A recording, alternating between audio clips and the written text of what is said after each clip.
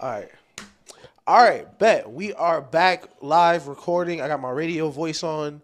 To my left, of course, co-host, co-creator, co-owner of the space. Go ahead and talk to him early before Chris get here. What's happening? We back, baby. Episode 89. Just steady climbing. Steady climbing. Step Ain't by nothing step. much to it. But Steve Smith episode. Steve Smith. Shout out to the not shout out to the Panthers. Shout out to the Ravens. Shout out to the Ravens. There you go. Shout out to the Ravens. Dog Steve You Smith. feel me? But we are back, man. Yep. Please stop, subscribe, like, comment. As always, we are doing this for the ladies, the beautiful women of Atlanta, especially the beautiful black women of Atlanta. Man. You know how we do it, man.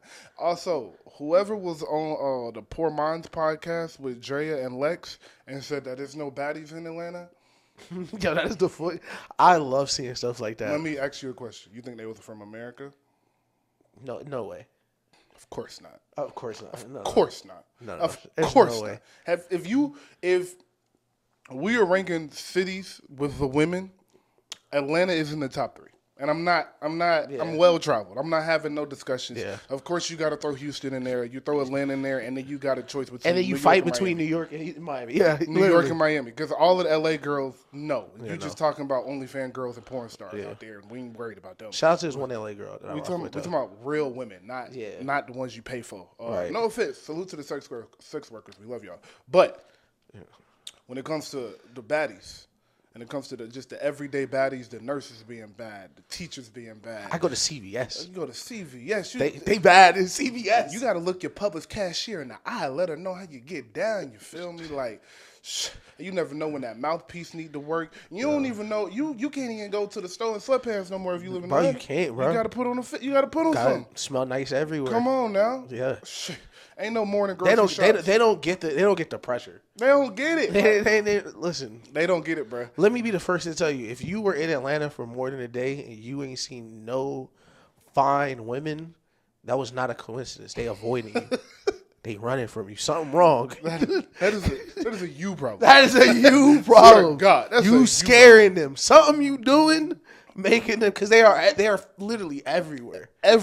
Everywhere you go, bro. You Beltline, Piedmont Park. You want to go to the bars. You want to go to the strip club. You want to go to the lounge. You can't buy a phone without a baddie in the Come store. on, man. You can't buy a phone without a fire with What you door. talking about, In the Tom? T-Mobile joint? Son is still trying to. Never mind. Jesus, say shut up.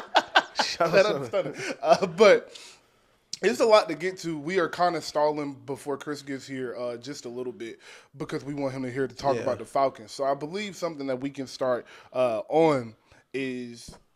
shout out the game. Shout out the game. Oh, yeah. Shout out to the game. Fried the game. Owner of the number one ranked team in the world. That is insane.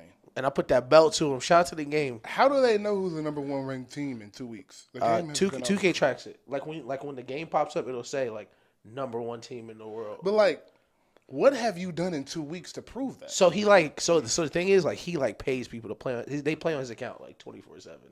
Oh. And like he's always done it. Like this team is like always number one. Like Okay. Yeah. I knew the game was real big in the gaming, but I'm just like, the game been out 2 weeks. Can we really say who's number one in facts. the world? Yeah. Like, Yeah, 1000%. how much time are y'all spending on Yeah. this game, my brothers, to be number they one play in they the play world? like they must play like 24/7. So let's go into let's talk about Michelle. Let's talk about Michelle. Hey, so unless you've been living under the rock, I want to say about 6 days ago. Yeah. It's 1:00 in the morning. It's 1:00 in the afternoon. I'm over here working profusely, trying to get it in. Yeah. I get a text message from Chris, and it's like, no way Shannon's serious. Mm-hmm. I'm like, Shannon Sharpe, what'd he do? Right. What could it's after his Middle- first take, yeah, middle of the showing day. He off. shouldn't. Shannon Sharpe shouldn't be in the news. Should be sleep.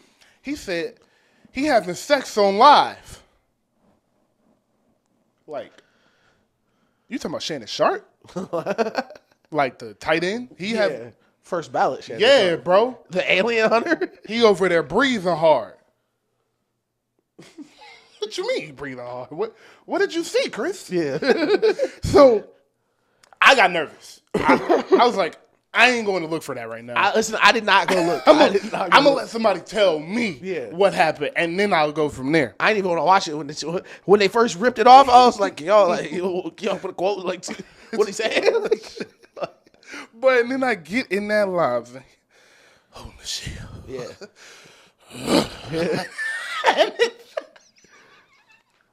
I said, Shannon. Shay, what's up, my dog? Yeah. And so the first question I'm saying is, you obviously did this on purpose. Right. There's no way to accidentally go get on Instagram Live. You know what I think? I don't think it was Shannon. I think it was Shorty. It had to be. I think it was Shorty. It was one of them. I think it was Shorty. I think she just made a power move in Shannon's life. I think that's what Shorty just did. Because you got to think about, listen, women smart. Women real smart. Like, she know Shannon got this bag. Shannon got a bunch of joints. You know. Hey. She telling her friends she was Shannon. They don't believe her because she, like, hey. Look, you ain't wrong. You ain't wrong. I can promise you that. Like, I know one thing from this situation. That was staged. Whether it was Big Shell or it was Shay. One of them staged it because you have to click 5 buttons to go live. That's a fact. I'm telling you, listen, if this was an ABC show, she staged that.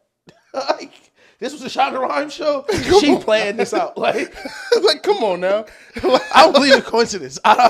It's not too, like, it's really hard to get on IG Live. It's really hard to get on IG Live.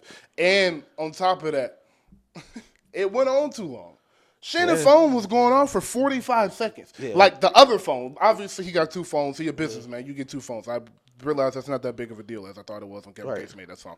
But he is a businessman, so he got a second phone. In the live, you hear zoom, zoom. People calling him, buzzing. I'm like, bro, Shell ain't that crazy where you ignoring 30, 40 phone calls. Listen, I don't know. Listen, I didn't ignore some, like, that's emergencies. That's emergency. It's like you got a family, you got kids, you got all that to worry about. It's like somebody blowing your phone up like that. It gotta be serious. Yeah. So I'm knowing. Shay just wanted y'all to know how he do. Shay, I don't know if you know, but on Nightcap, they got this little sex pill they advertise. Yeah, I know. Yeah. They got an ad for it. He read the ad and everything still. You feel me? He's still reading the ad with a little more bass in his voice. You know what I mean? So it had to have been staged. Yeah. And, hey, look, my brother, I don't blame you, baby. I don't blame you. This has been a good year for Shannon. It's been a great year. It's been a good year for Shannon. Like, I can't even hate on him. Like, ESPN came out 10 hours later, said, don't even worry about him. Oh, God. We ain't discipline him. Hey, shout out Shannon, man. I know Paul Pierce now. Hell yeah. Paul Pierce was in his house with some strippers. Yeah. Just hanging. Well enough to, I don't know. Toting that lie.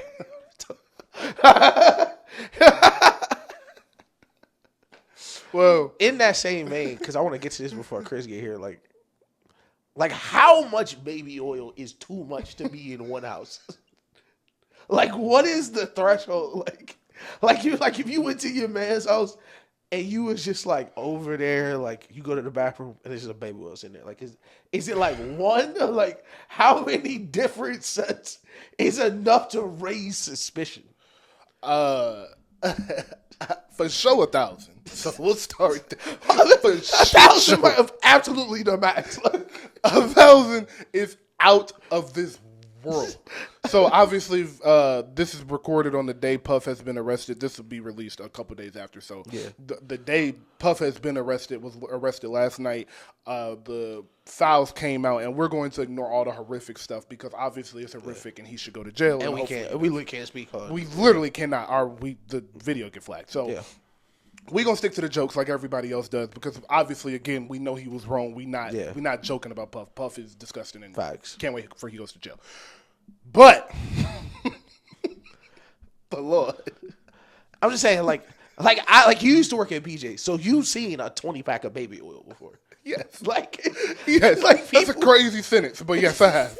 And I don't know if this is a work at BJ's and you have seen a 20-pack of oil. I don't know if this is like I don't know if this is a black woman thing, but I've definitely spent time with women or a woman she got to shower. Lotion, baby oil. Yes, for sure. For the moisturizer. Like, it's not just all, free. Like, it's regular uses for baby oil. For sure. That's what I'm saying. So if you doubling down, like, you might, how many, like, she using it to shower every night, and, y'all using it when y'all, you know what I mean? Like, how much is too much to have on hand? I think a good 50 bottles is cool. Like, because this is the thing. I'm putting myself in a millionaire's shoes. Like, I was about to say puff shoes, but absolutely not those shoes. So terrifying shoes. Just pretend I'm a good billionaire. Right. If I got money to blow, right. What's the issue with having 50 bottles of oil? Like, if you really think about it, it saves your assistant a trip to the grocery store. So it's really selfless. And it's probably way better for the environment for me to buy all these at once to take 4 or 5 trips. But I really want to toe this line because I don't want to say like a person like Diddy or like one of the really like, you know, like if you was a single celebrity, he was come like, on now. We know what we're doing. We know yeah. I may need, but I've been trying to tell people, I may need like 2-3 bottles a couple of weeks. Like, bro, you got your thick one coming through. She ain't a BBW, but she damn close. Yeah, like, one of them coming through. Right. She want a whole body oil. Right. And to Ish's point, she got to get out the shower oil, and then when it's time to do what you do, she got to oil again. Right. And then in the middle of doing what you do, you oiling while that's happening. And it's not like, okay, those making mess. It's not like I'm being judicious with the oil. It's not like I'm up there and like, that's enough. I'm really fucking, listen, the squeeze bottle getting squeezed. Like, I'm not worried about it right now. Like, I'm not an eyeballer like that's about a cup. Like, no, like I'm letting the oil just work. The motherfucker, I might throw it somewhere and a little bit of it spill, and it's like, oh, I'm not the nigga putting caps back on shit. Like, good thing I got 49 more bottles. I don't gotta call my assistant to go to the store. It's selfless if you ask me to have hella oil. Also, the women love oil. Women love oil. Nice foot massage so with it's some like, oil. It's like, yo, run me down with some oil, and you open up your cabinet, and it's like, pick your poison. And that's the thing. Now, that's another thing. Now you flexing on these hoes with your oil. Why were niggas just assuming it was just all regular, the same type of baby oil? Bro. Like, they said 1,000, it could have been 250 this, 250 that, 250. Like, it could have been mad reasonable. Yo, I'm saying, like, okay, all right. Stay with me. Let's just say it was 10 types. 100 each of that don't sound unreasonable. It don't sound, bro. I got $1 billion, bro. Yo. Again, we off him, but I got $1 billion, yeah, and I got hella hoes. Right. I might need 100 bottles of oil per oil type. How much oil you think in Drake house right now? How much oil do you think a nigga like that keep at the embassy? Hey, bro. Don't ask me how much oil Drake This is the shit Kendrick was really talking about. How much oil y'all think that nigga got in his crib? Like, I don't want to know how much oil Drake got, man. Like oh my God. Like, 1,000, we need to see, like, of course we'll never know, but like, at what rate were they being used? And that's exactly where I was going, bro, because it's like, see me, if I'm up like that and it's like, I really got them through, and it's like, I'm coming home and I'm coming home to 2-3 of them. I might not even be hitting all of them. Yeah. It's just like, I like some decoration around. Right. So it's like, for me, I walk in the crib, it's like, y'all better be oiled up when I get there. Type shit, yeah. You feel me? Right. And you know women, they gonna overdo it all the time. Right. You go in their bathroom, they don't use all of their foundation in 2 uses. Exactly. So you know they need the extra oil. Mm-hmm. So if I want my women walking around the house oiled up, because if you ever seen just a big one move when it's oiled up, you know what it is. You know what it is. So if I want donuts are better. If I want you, if I want you to walk around the house in oil, and I got all this oil at my use, I'm making smart business decisions at the end of the day. And again, I go back to my point. I'm being selfless. I'm being selfless because my assistant got to go to the store. I can't go to the store. And one more thing, just the average billionaire. Like, if I got a pool outside, you're gonna bet your bottom dollar it's gonna be some fucking oil nearby. But you just want to sunbathe. They want to, be out. What are we talking about? Like, I listen. 1,000 may sound like a lot. Y'all not know real oil is. And then one more thing. Oh, not real oil. Yeah, one more thing. They didn't say all of them was full. That's the thing. You know, rich niggas use half the shit. Yo, you ever seen the rich nigga roach, bro? Dog, you ever seen a nigga come to your house and open a water bottle? Chris gonna be here in a second. Chris opened 6 water bottles at my house one time.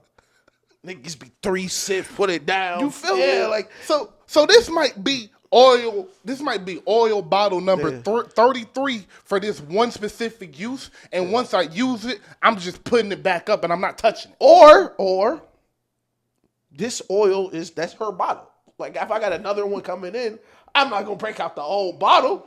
Maybe he like a fresh bottle every time. Come on, bro. Y'all wasn't thinking. That's all I'm saying. And then if you got homies coming through, you know, we having what they call it, I shouldn't have said what they call it before I say this word. Consenting sex parties, and you got 20 people in there. Yeah.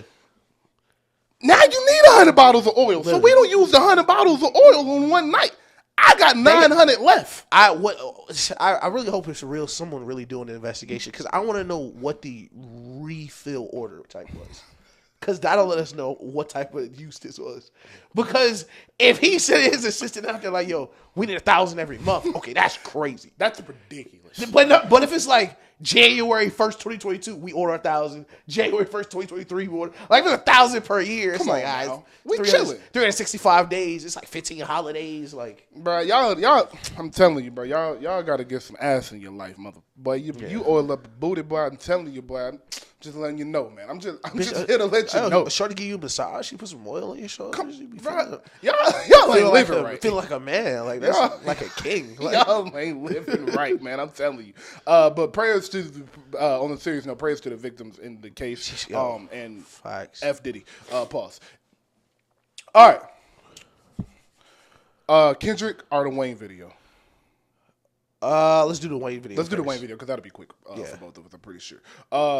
All right, so again, unless you've been living under a rock, this happened, I want to say, the morning I woke up after we recorded last Tuesday. So that was Wednesday. Lil Wayne posted a video, Weezy Wednesdays. He did it at 3 a.m. It was like, it was 3 a.m. that night. He posted a video basically saying, thank you for the support. This did hurt me, but it was my fault for thinking it was mine when it wasn't, and I'm going to work harder. The internet said, he said, fuck Kendrick Lamar. so fuck the West. Fuck the West. He shouldn't have got that shit. This is my city. Fuck Jay-Z. Won't be no Super Bowl in my city. The internet made you thought he called the game off. I was reading tweets. It was one tweet that was like, dog, Weezy fucked up, bro. He know he should have gotten the message that said, this wasn't my moment. Salute to Kendrick, and he gonna kill it, and got off the live. Yeah. Who are you to tell Lil Wayne that?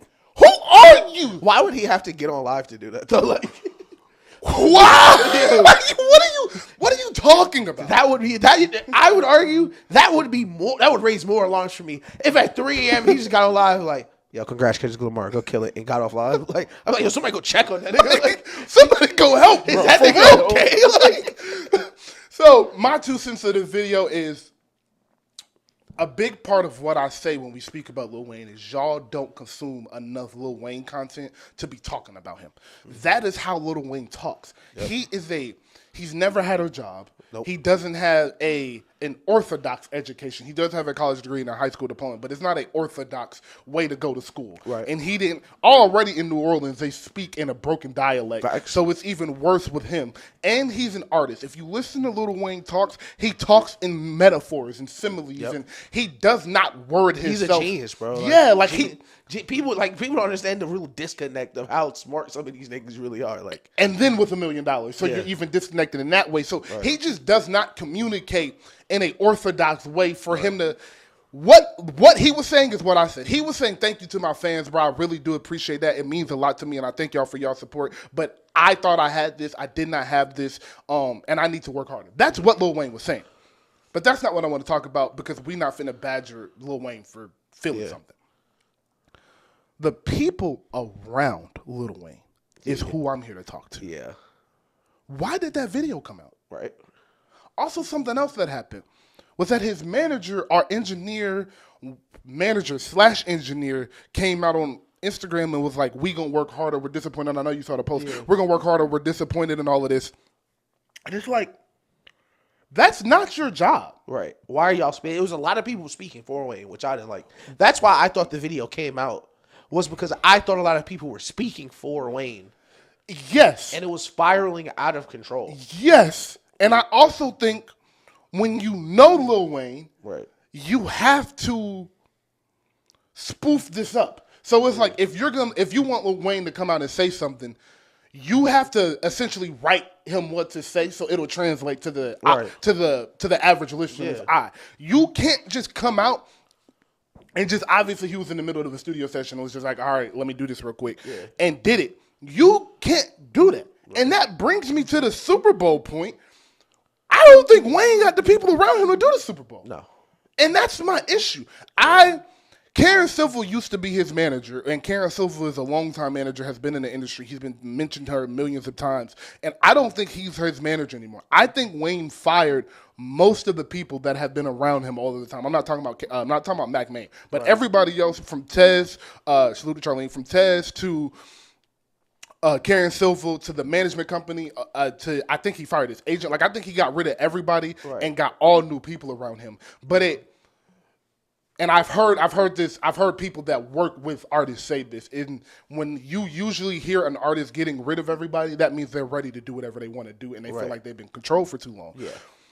But if you want the Super Bowl, you have to have the best of the best around you. Right. Because it's not Lil Wayne's job to know you got to audition for the Super Bowl. Right. It's not Lil Wayne's job to know if he really wanted the Super Bowl, then he should have either called Vegas and done a real residency, because he's kind of doing a half of one, but it's like a club on a weekend, so it's not a real residency. He should have called and did a 2,000-seater for 6-7 months. He should have called Live Nation and went on a Carter 3 reunion tour and did 20 dates, or 10 and 10 or something like that. You really got to put in the work. You're not literally auditioning like, hey, Super Bowl, I'm auditioning. You're showing the work. Right. And your team's job is to, while you're showing the work, hey, look at Lil Wayne in this show. Post it. Post this to this outlet, promote it here. So you're seeing Lil Wayne, and now after 4 or 5 months of you continuously going viral, you showing up for shows, your shows look crazy and all of that. Now you are able to take this to Hove or send it to NFL@yahoo.com and say, look, y'all, Wayne is really preparing for this. Wayne is really ready for this. And this is what the show will look like. This is how he'll do this. This is who I want to design the show. You have to put yourself out there, unless your name is Beyonce and everything you do is like that. And that's why she has that luxury. Yeah. Taylor Swift, same thing, has the luxury. Everybody else, you gotta show. Kendrick really just did the pop out. Kendrick did the pop out to show what type of performer he was, and after coming off the highest grossing rap tour ever. Yeah. Vegas, Usher was in Vegas for 2 years. Yeah. Usher was in Vegas for two straight years. Consistently. Yeah. So it's not something you just get. It's something you have to work for, something you earn. And it looks like the people around Wayne either didn't know that or, again, were told something, and what they were told is not what happened. A lot of things that I didn't like seeing was the niggas that were like, oh, man, I'm mad too. Wayne ain't get it. I mean, Wayne he ain't get to bring me out. Like, first of all, my nigga, you were not getting brought on that stage. You niggas were not Mac Main. You were not walking on that Super Bowl stage, bro. Like, it was niggas around him saying stuff like, man, that was our moment. No, it was his moment. It was his. It wasn't ours. It wasn't us. But you know, I hate to see Wayne like that. You know? That was my final thoughts. Yeah. It's just I do hate to see him because Lil Wayne don't talk. Right. Wayne don't talk, and I do like I think it's necessary for superstars of that upper echelon to keep a suspense. That's what I think makes Kendrick so great. That's what I think made Beyonce so great. That's what I think made Ye, until he got on Instagram. Yeah. So great was like, Hove, same thing. You really do not hear from these guys until it's time for the music or until it's time for me to give this one interview with her, this big interview for an hour and a half. Right. Like, you're not going to really hear from me. And if you do, then like, you might hear Lil Wayne on like Undisputed or something about sports, but you're not going to hear his opinion on shit. Right. And as a superstar, I think that's really important. So I just thought it was a bad look for him. Like, you kind of throwing yourself a pity party. And Again, that's not on him. That's not an indictment on Wayne. It's an indictment on the people around him. Because what he was saying was not throwing himself a pity party. But the way your team lets you look and phrase it and everything, it looks like you're looking for a pity party. Just the pure optics of yes, it. And that, again, that is your team's fault. You're too disconnected from this to understand how shit like that is working. So the people around him should be putting him in better positions. And that's why what do we always say about Chris Brown? Chris Brown was not afforded the luxury of having the team that Usher did, of having the team that Beyonce did, Solange, all of these great superstars because of his incident. That is true in this situation as well. When you don't have a team around you to put you in the proper positions, you can be the most talented person in the world. Right. None of these superstars are superstars without the people around them, and they all say that when they get up and to give us. And the thing about it is, the best and the biggest of the superstars, they were able to find that team eventually and keep them around them. Like whether it's been artists, like with Kanye, and it was Dame, and it was oh my God, what's the white guy? What's the beard? The producer, he does everything. Dean? Mike Dean. Mm-hmm. It is Mike Dean. Mm-hmm. Like there's been constants for people. Jay-Z with Tata, LeBron with Maverick. Like Rich. Like when they find these people to keep them around, they have them forever too. So that's kind of what you noticed, where it's like, yeah, he has these new people around him, so maybe it's harder for them to, not harder for them, but maybe he just has that control now. Mm-hmm. So it's just, and maybe he is at a point where nobody can tell him nothing right now. Because again, I do want to give him some grace. Like, bro, the guy that brought him into this game and was calling him his son and was like, "I adopted you, I love you," stole $50 million from him. Facts. That's not that's not $25, bro. Like, he stole 50 and wasn't letting him release music. And was like, "Nah, you can't release that." Yeah. And then was getting not only was he doing that, he was getting in interviews and be like, "Wayne, you can do whatever you want." Right. Knowing he's just lying. Yeah. So I do get why the irony that was the nigga on Twitter talking to man. So I do get Wayne's like wanting to be on his own per se and call his shots. But Wayne, if you gonna make that decision, you got to step back and get connected with this society, or you gonna be left behind. 1,000%. All right, Ish. Chris said he's here too. Okay, perfect. Yeah. Is he downstairs or is he? He said he was getting off the exit 2 minutes ago. Okay, say less. All right. Ish. You clap there. It's your time. Oh, so Kendrick. Okay, so, wow, we're so back. Like, just a way to describe it. Like, we are so back, and it was a little. Of course, there's been rumblings like, hey, not like us starting to fall off, just out of the top 10. The Super Bowl stuff brought it all the way back up.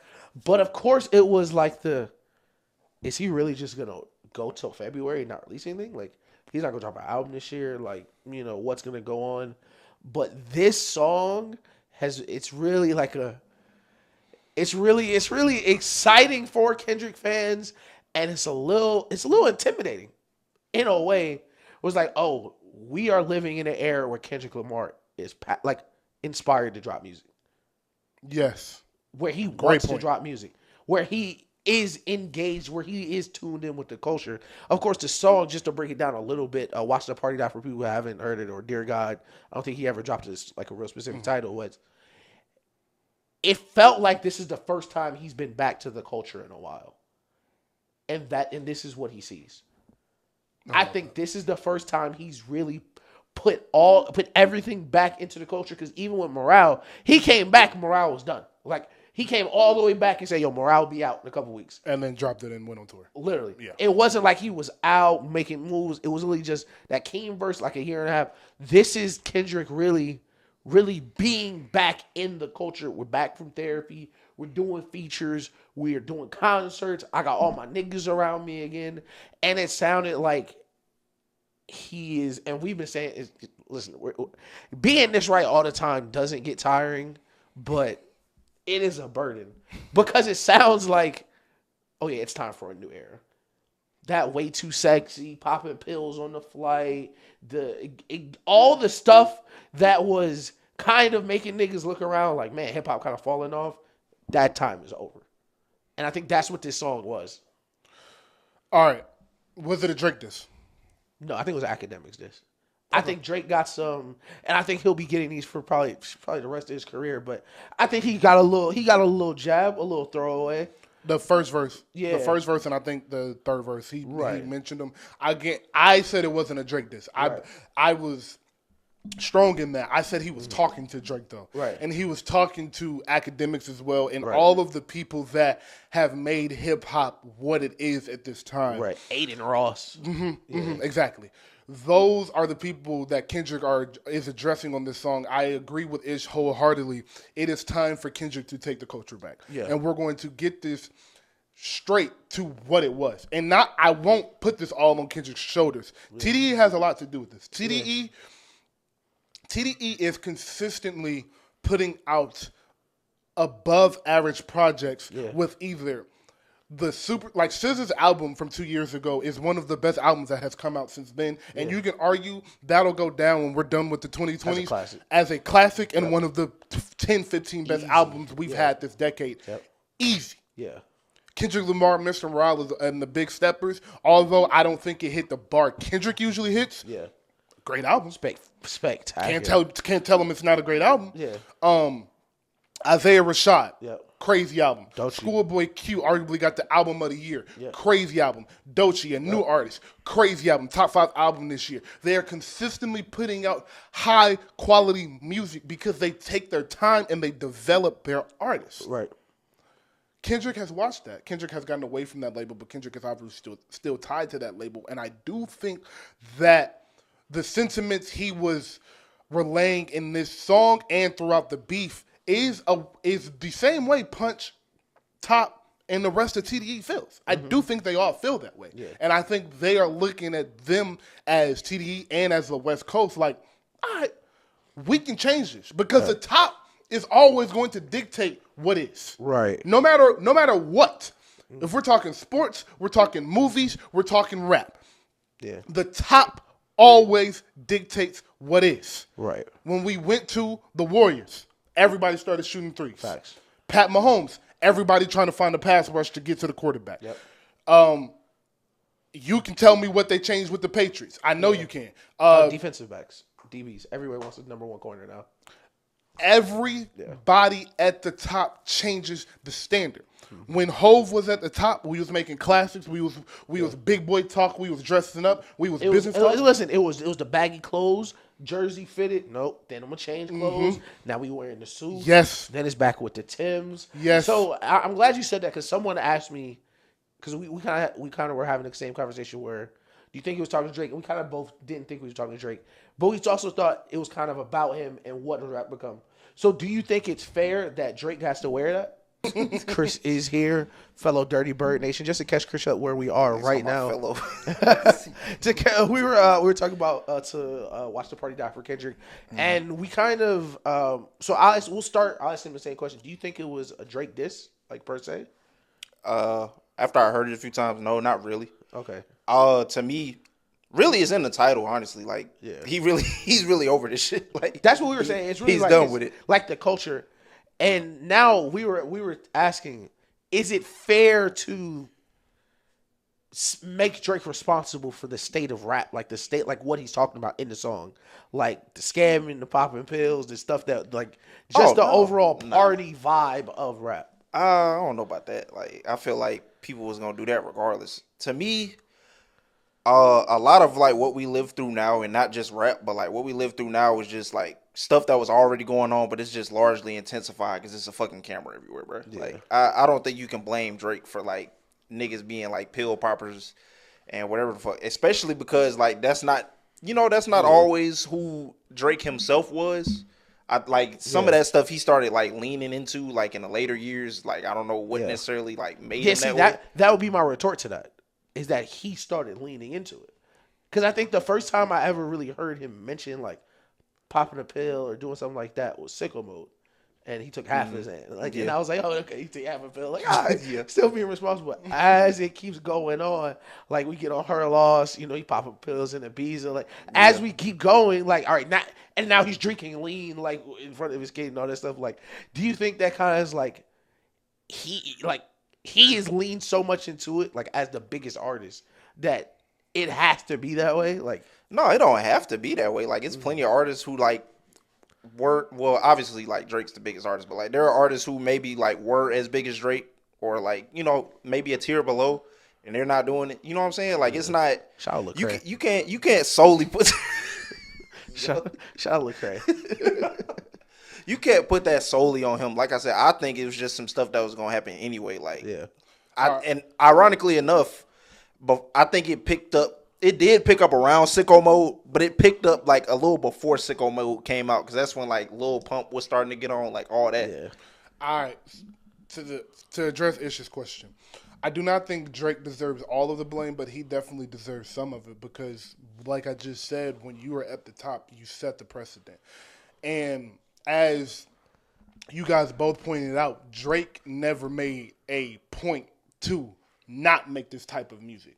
And here's the problem, because people are going to hear this and say, everybody has always talked about drugs and and women and whatever. Whatever.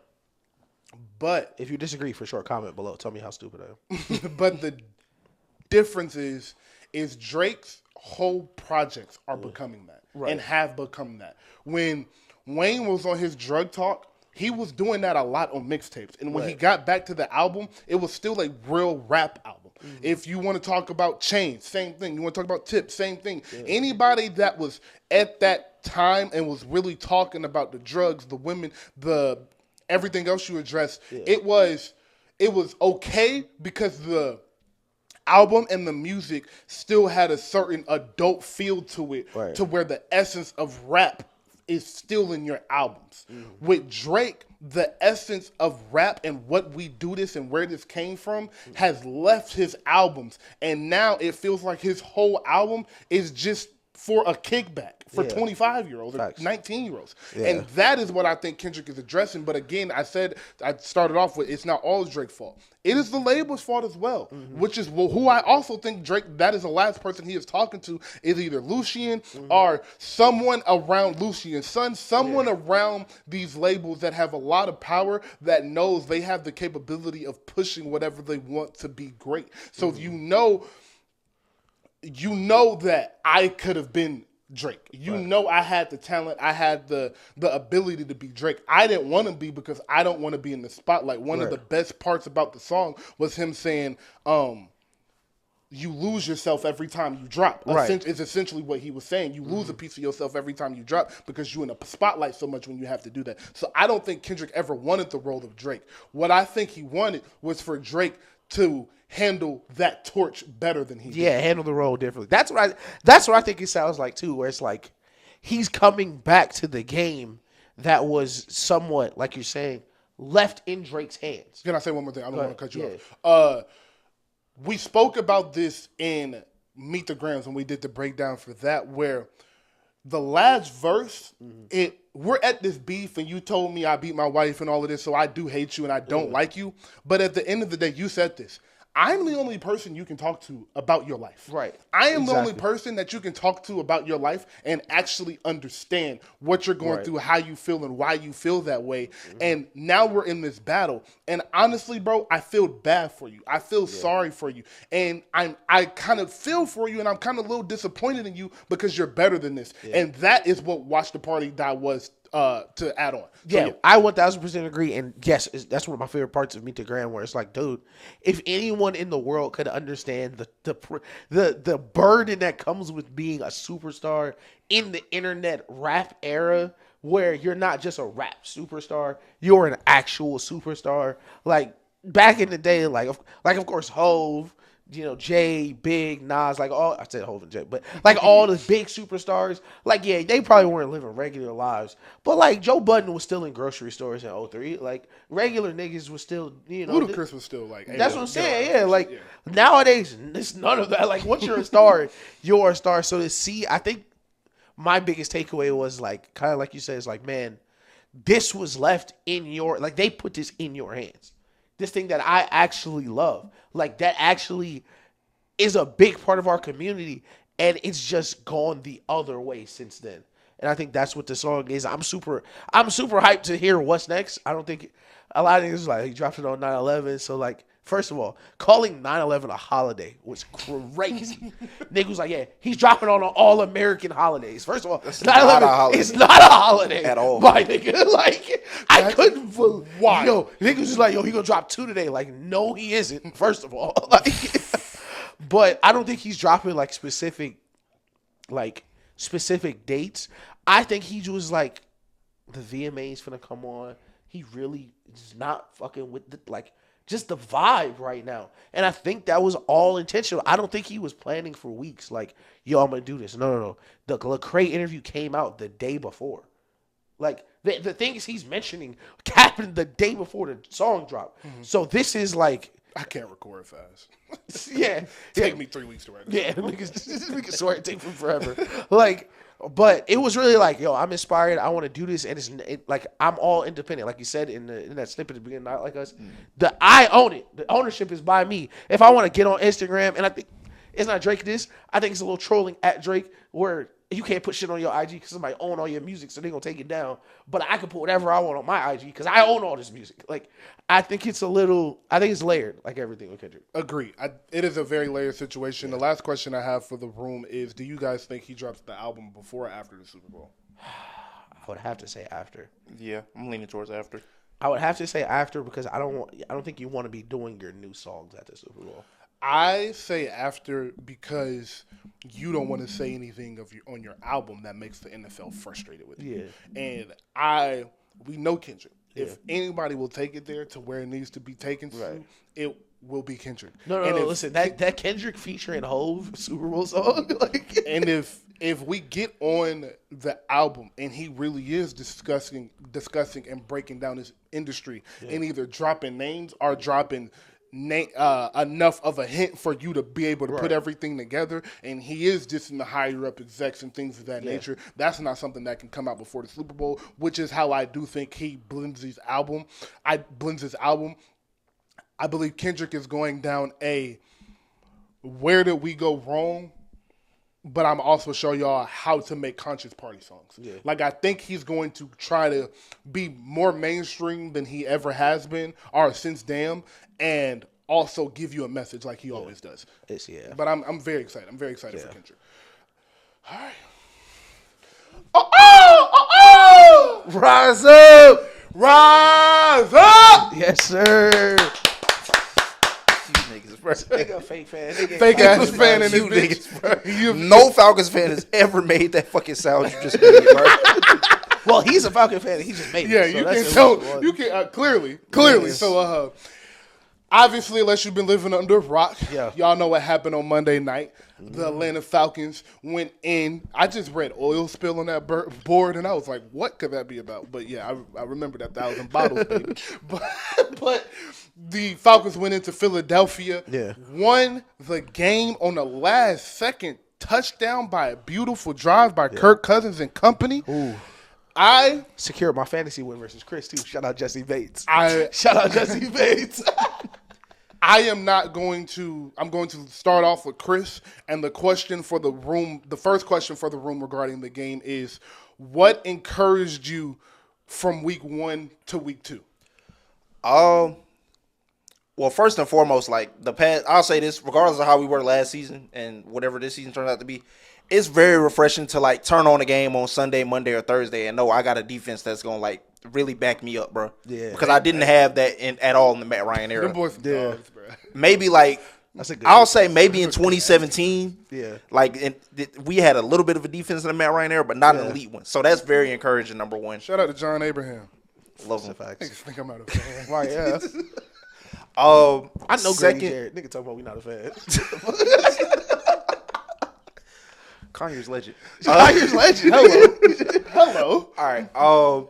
Secondly, I'm sure we're gonna get into this, but to me, like I think a lot of Falcons fans, like from what we've been through, a lot of people have a lot of what's the word I'm looking for? Trauma? Like trauma, irrational fear, all that. Yeah. We didn't play on Sunday, and my timeline and my For You page on Twitter is full of like Falcons fans like, oh my God, like the Saints are good, like the Bucks are good, like oh my God, it's over us because we lost one game. To me, the biggest thing was, and you said it last week, you said you felt like it'd be worse if Kirk was healthy and Zach Robinson's game plan was just bad. To me, that was the best case scenario. Yeah. Because if you're trotting out a $180 million quarterback that isn't healthy just because you like want to show that you're trying to win and not actually trying to win, you're in a lot more trouble. I slept a lot better last week, like once stuff came out when I found out that Zach Robinson honestly just like had a bad game plan, or it didn't go to plan, I should say. Yeah. And just the formation, like Kirk isn't just familiar with the drop back style. Like, and honestly, I think that nigga Zach Robinson was trolling because the first 3 plays last night all came from under center, and one of them was play action. So that nigga was trolling. But he's a rookie play caller. Like that last week is his first time calling stuff on offense, figuring it out. Cool. Everything that I saw from Kirk Cousins, like, as the game progressed, it looks more mental than physical at this point. Yeah. Like, I know what he said to Aikman. There was a quote before the game. He was like, I'm not 100% healthy, but I'm healthy in the pocket. Like, first off, don't ever admit that to Aikman again. Did like, he really Kirk, say that? Yes. He really said that was a quote. Crazy. Yes. Kirk Cousins talks a lot. I'm not going to lie. Like, he's talked a lot. Shout out Kirk Cousins in the family. I mean, we love Julie. I hope they're doing great. It's a great family. I hope they're doing great. I know Julie prayed today. But yeah. To me, like, as the game progressed and as it went on, like, he seemed like a lot more comfortable. So I really think it was just mental.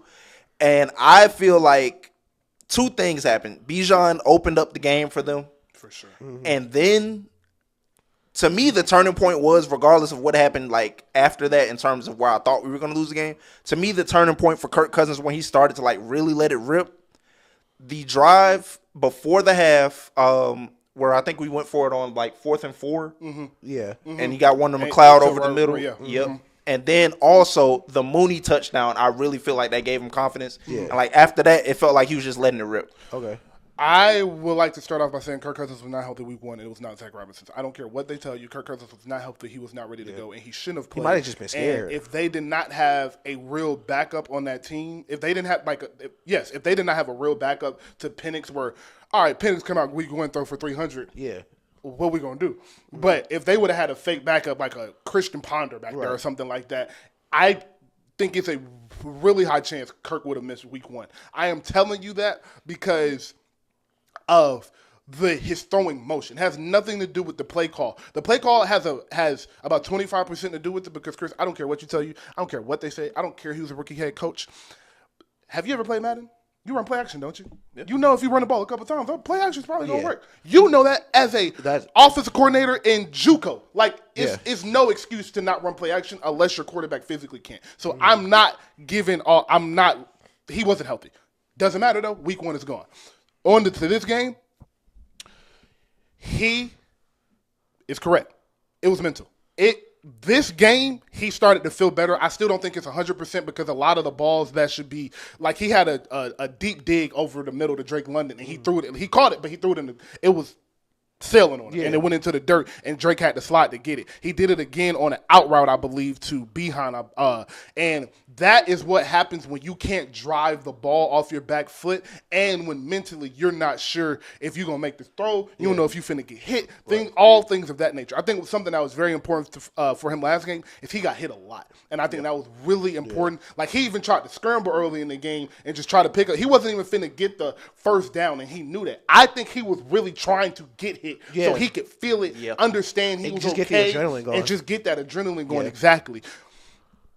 So my 3 positives from yesterday, before we get into anything negative, my 3 positives from yesterday was, one is what we were just talking about. Kirk looks like he is, by week 4 or 5, which is exactly when you want to be clicking. We always say the season really starts after week 4.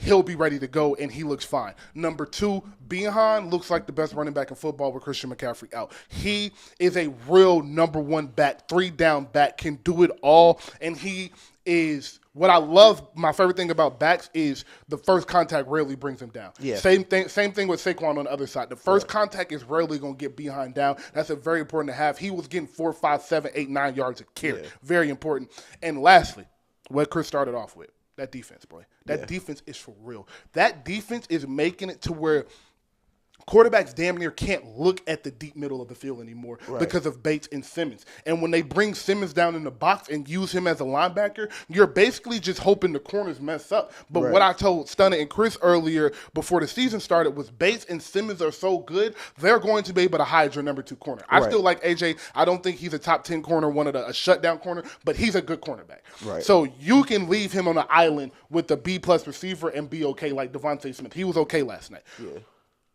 What they're able to cover up by having 2 all-pro safeties is making that defense amazing. Quarterbacks all year are going to have an issue because you cannot exploit the middle of the field with them because of Jesse Bates and Jeff Simmons. And then lastly, just to jump ahead for a quick second, I think they're going to give Mahomes some trouble. I don't know if we'll win the game. I don't know if I'm going to say all of that. But they're going to give some Mahomes some trouble. Yeah. I think just from week 1 to week 2, I think everything which I've said so far about Kirk Cousins is definitely accurate. I just wanted to really see him knock the rust off. Just because you're rehabbing all offseason.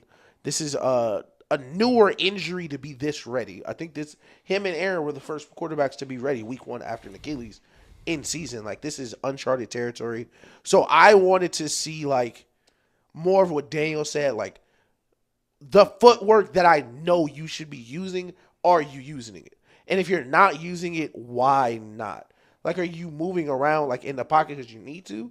Or is it you're taking a step forward and throwing off your front foot because you don't want to put any weight on your back leg? So it was kind of a combination about that.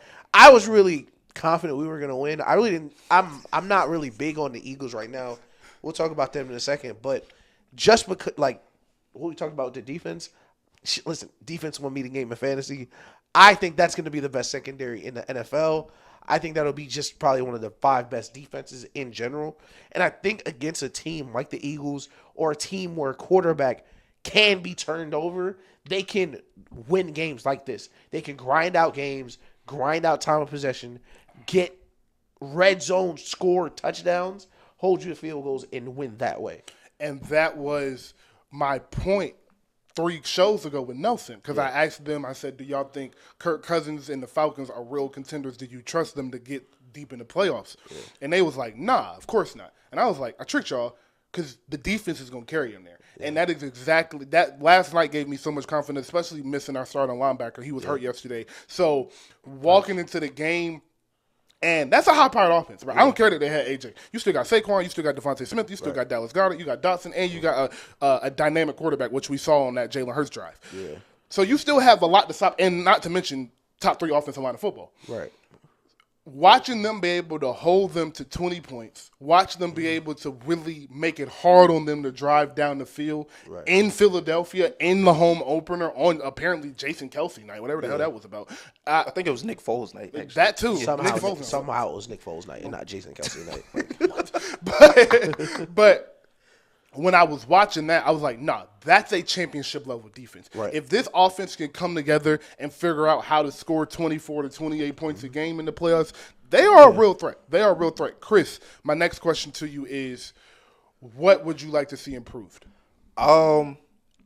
This one probably comes once he's off IR, but like the run defense yesterday was just we're normally very stout against the run for the most part. Yesterday, like, I think it fell apart once Jalen started like getting his legs. So run defense definitely needs to see improvement.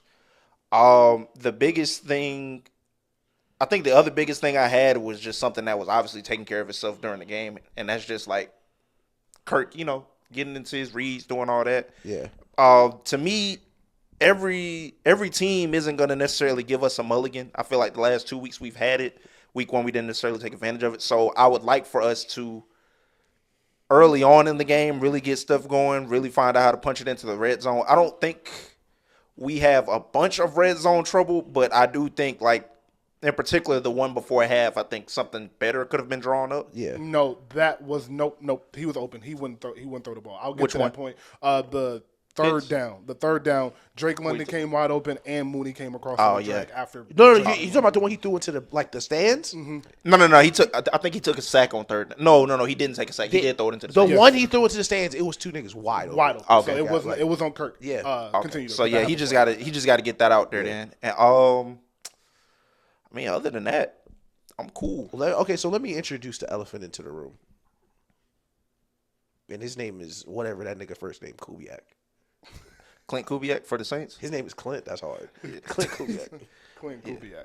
And them niggas are playing like listen, I very vividly remember what the 09 Saints kind of looked like the first couple of weeks of the season. And I was like, because of course this was back when my main team was like really good.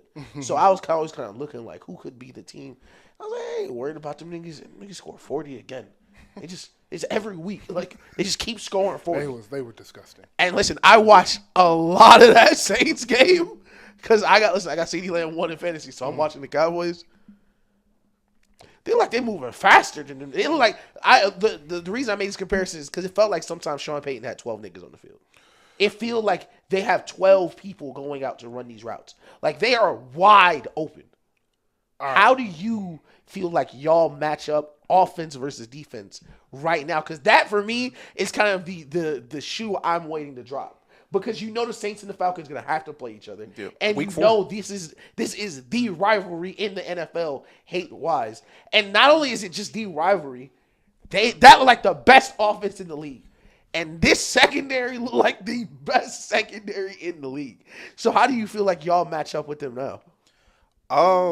I mean, it's a lot of variables. Like you said, with the new OC, like I watched the game on since we weren't on, but I watched it and I was like impressed. Like I had them up in the quad box. I'm like, are they really doing this to the Cowboys? I'm like, bro, is this really happening? It was crazy. It was madness stats. Carr completed like 11 passes. Yeah. Isn't that I think we match up well for the most part. Like I said, the biggest thing to me is, and I don't think he's going to be back before week 4, but like Kamara looks brand new, so like stopping the run is going to be crucial. Like this looks like year 2 or 3 Kamara as compared to like last year. Like he was a little slower, wasn't as spry. Yeah, like but like this year he looks crazy. Yeah. So to me, that's a big thing. As far as like you said, that secondary is for real to me. Like AJ has always been like pretty good on Olave. I know Olave is like what, second year, third? I was gonna say Olave a dog too. Yeah, Olave is a dog, but like AJ has always matched up pretty well with him. If I was worried about anything from them, I guess it would be Shaheed. I saw a lot of plays where he's just like, bro, he's naked. Yeah, he's running out like wide 20 open yards. Like nobody's touching him. Yeah. Let me swing it to you. So, do you think the Saints are real? All right. So, I'm glad we're having this conversation because I want everybody to pump the brakes on the Saints. Okay. I was about to say, I think they're for real to an extent, but what they're doing isn't sustainable. So, for real and a good team are not the same thing. Maybe. Are the Saints for real? Yeah. Are they a Super Bowl contender? No. Hell no. Are the Saints better than people thought?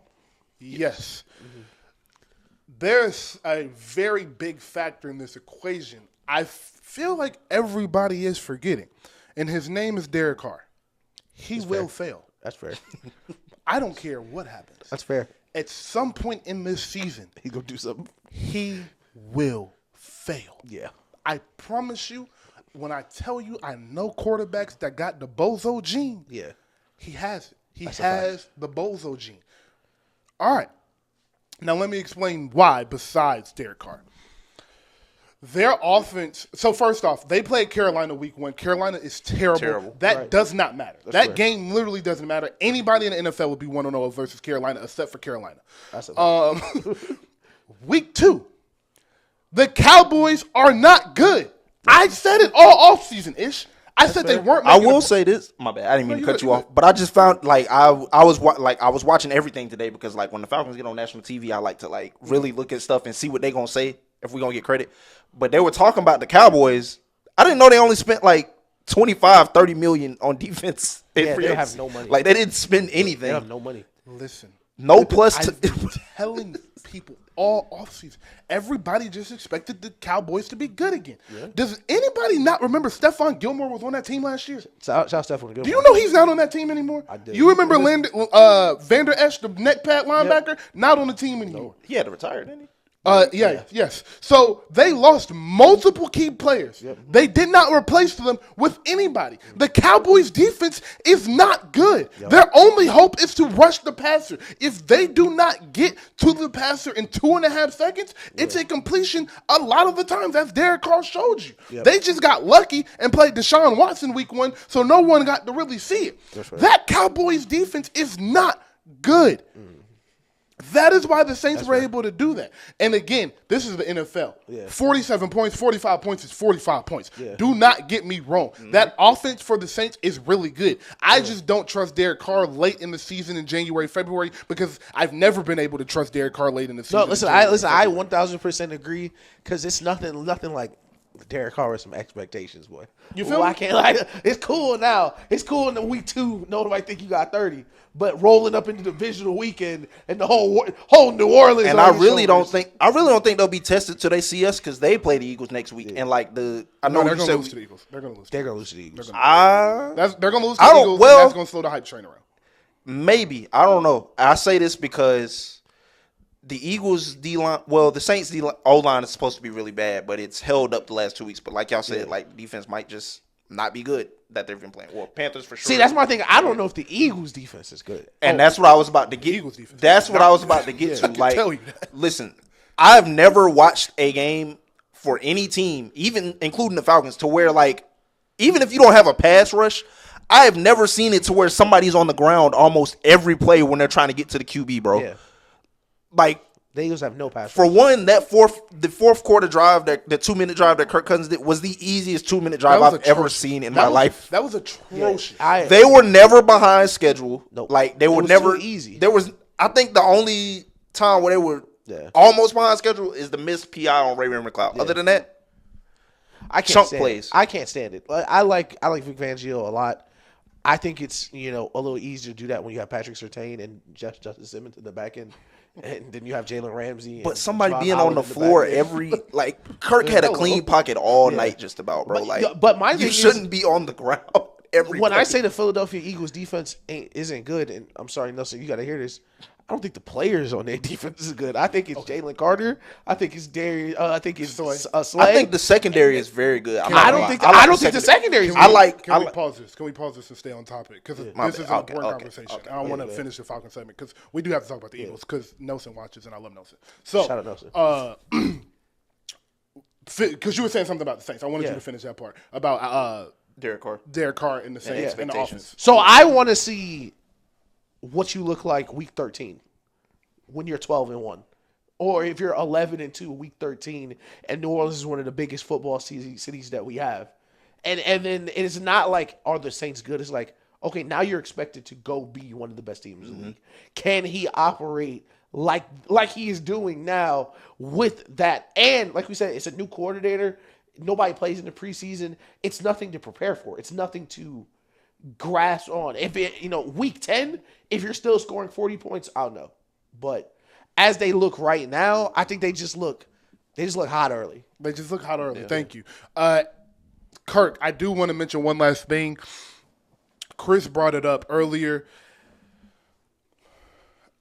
You have to stop second guessing your decision. Yeah. Quarterbacks, Jalen Hurts and Justin Fields do this as well. Yeah. They see the receiver open and they're like, is he open? Yeah, right. Yeah. like you do, it don't matter. You'll do, it don't matter. And if you don't, if you play ish, if when that dig come open, if you don't throw it the second that dig comes open, it's a pick because he's gonna see it. Right. That is what was happening with Kirk. He wasn't throwing a pick because he was holding it on. He was holding on to it. But a receiver would come open and he would look at it and then come off of it. Yeah, and I will say this to drive the ball. Yes. I will say, I think it's partially that, but I do think he's because as you get older, I guess the margin of error becomes a little more slimmer because maybe your arm is starting to get a little slower, whatever. I do think he's consciously trying to be a better decision maker. I don't Okay. So, and one thing that sold it for me was there was a play. I think it was second quarter. London was open, but N'Kobe Dean had held him, and it was an illegal contact penalty. And but like because he saw that, he didn't throw it. So I think like little stuff like that. I think he consciously wants to be a better decision maker. I don't think he just wants to necessarily throw the first thing he sees. That's right. But also, I will say to combat that point is you can't win a Super Bowl. You can't. Yeah, you can't win deep playing into the timid. playoffs, going and playing like that. You can be a good decision maker and not force balls and not throw. If you don't have wide open over 20 yards, I'm not going to throw it. But like I'm talking 5-yard ends out. He's second guessing on because the corner kind of looked like he might be shooting the gap. Yeah, I definitely agree. I think to shoot him some bail because he is our quarterback. I think if he's gonna play the rest of the year, kind of like Brady in 19, was like, all right, we got a great running game, great defense. We're gonna lean on you for 3.5 quarters. If it's a busted coverage, I'll let it go. Or if it's a throw, I like if it's to London or pitch to a playmaker, we can kind of do it. But just kind of take what you get. So we'll see in the next couple of weeks how they kind of move. But to transition kind of, because it's a couple of games we're going to be on for a long time. This is just a quick little hate session for me. How's Aaron Rodgers looking to go from one Achilles to the other? Anybody take a look at that? Anybody watch that game? I watched some of it, but like I didn't really. To me, I was so focused on like the litany of errors the Titans were making, I didn't really like fully tune in to what Aaron Rodgers was doing. Shout out Will Levis one time. Can we just shout out Will Levis? Shout out Will Levis for not giving a fuck. That's the type nigga I like, bro. That nigga don't give a fuck. Listen, some niggas ready to go viral at any time. Yo, he went down. He was like, why not take the hit and like, you know what I'm saying? Like lose a yard or two. I think you in field goal range. You are. He tries to flick the ball. Yeah. Listen. While going down, bro, like face first, he's trying to flick the ball back. This is why I wish Stunner was here, because we gave Stunner a lot of slack because Cam Newton had impact. That's some Josh Allen impact right there. That's some prime Josh Allen impact. Some niggas doing some shit you ain't never seen before in your life, man. Because he think he got the bag too. That nigga Bojo Dean is super activated. The coach said, "Hey, what the fuck are you doing?" And then he got in the press conference and was like, "No, that was one of the worst plays I've ever seen. I hate it. I can't believe he did it. I'm disappointed in him." I was like, "God damn, I ain't never seen a coach talk bad about it." I feel so bad because listen, and I said this because we was talking about Caleb. That Titans defense is for real. That is a good defense. It's a good defense. That front seven with Sweat and Jeffrey Simmons, they get back there, bro. Like that is such a great defense. Will Levis, you're not an NFL quarterback. No.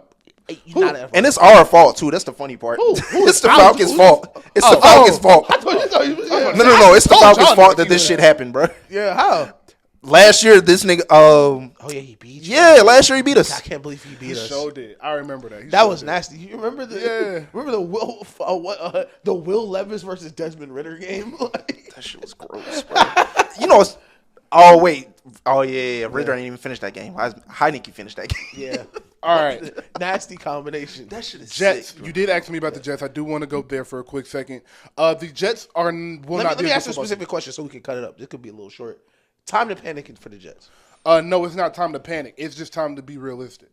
Okay. There's a difference. Okay. Panic means we thought we were something that we're not. That's fair. Being realistic means, we are this. Okay. The Jets have a top 15 defense. Mm-hmm. It can be top 5 one day. It'll be okay the next. They have a hard time rushing the passer, and they just lost their second best pass rusher to an Achilles injury. Prayers up, and their first best pass rusher is sitting where I'm sitting right now and won't go anywhere else. Shout out to you, by the way, Hassan Reddick. Hey, listen, that's a terrible error on like the front office's part, bro. Terrible. And as somebody who just like whose team just traded for a pass rusher, I'm glad like when they was on the phone, they let him know like, hey, like. We're not gonna give you a new deal, but like if you okay with that, come fuck with us. So that's a fact. Why would you not have that cleared up before you trade for him? Like why would you not have something in place? You knew he wanted to be paid. Bad coach, bad GM, bad ownership. Teams for a reason. Like thank you. Yeah, bro. So to continue, I say that you need to be realistic about the Jets and your expectations with them is because the way they play offense is not how offenses are won. That's not how offenses win. That's not how offenses win Super Bowls. They play no motion because Aaron Rodgers doesn't like motion, which okay. You don't have a real number 2 receiver. You just throw a guy out there and hope Mike Williams is healthy that day. Hope Alan Lazard is better than he usually is. You don't have an all-pro tight end. You don't have an above-average tight end. Your tight end is just another guy. Yep. and your running back is an all-pro running back, but it's 6 running backs I would take in front of him. Yeah. So and your offensive line doesn't let him be an all-pro running back. And your offensive line does not let him be an all-pro running back. So the plus from this situation is Aaron's pause is still beautiful. Boy, that motherfucker can throw that thing. Another plus from this situation is Aaron Rodgers is your quarterback, so you'll score some touchdowns. You'll put up some points just off of his sheer greatness. But expecting anything from this team other than maybe 9 or 10 wins, is ridiculous because their offense is not sustainable. You cannot score points consistently with the way they're running that offense. I've been, of course, this is the segment I brought up, so I can hate on him. But I've been super consistent that this will not be a good team. And now that we know some teams are better than we thought, I don't think it's a chance this team makes a wild card. I don't think it's. I don't think it's written in the stars because I don't like every team so far week 2 that I thought was going to be good has shown me like kind of the reason I thought they would be good. Like the Bears haven't scored a terrible offense, but great defense. The Falcons offense early, great defense. The Chiefs, we knew they'd look one way, still great defense. Ravens, running game. Like every team is at. I don't think it's one thing the Jets do great as a unit. Like Sauce is a great corner. I don't know if they coach DBs well. If that makes sense. Quentin Williams is a great D tackle. I don't know if that's a great defensive line unit the way they're coached. It's not. Like Garrett Wilson's a good to great receiver. I don't know if he's Julio. I don't know if he's one. I don't even CeeDee Lamb one-man offense. And I don't think Aaron Rodgers is going to be a good quarterback. He, again, could not get to 200 yards. Everything looked tired. Everything. Like, he's always going to be able to, listen, go out in the yard with the kids, throw a dot here, throw a dot there. Him not being able to throw to his right side of his body is a problem. I want to point out that Aaron is a game manager now. Yeah. Aaron is not the superstar quarterback. Aaron's job is to not turn the ball over, which he did better than any quarterback in history, and just to keep them ahead of the chains. Exactly. But the issue with the Jets is you can have Aaron Rodgers do that and then tell Aaron Rodgers to go be Aaron Rodgers for 2 possessions in the fourth quarter because that's similar to the Bucs formula when Brady won the Super Bowl. Right.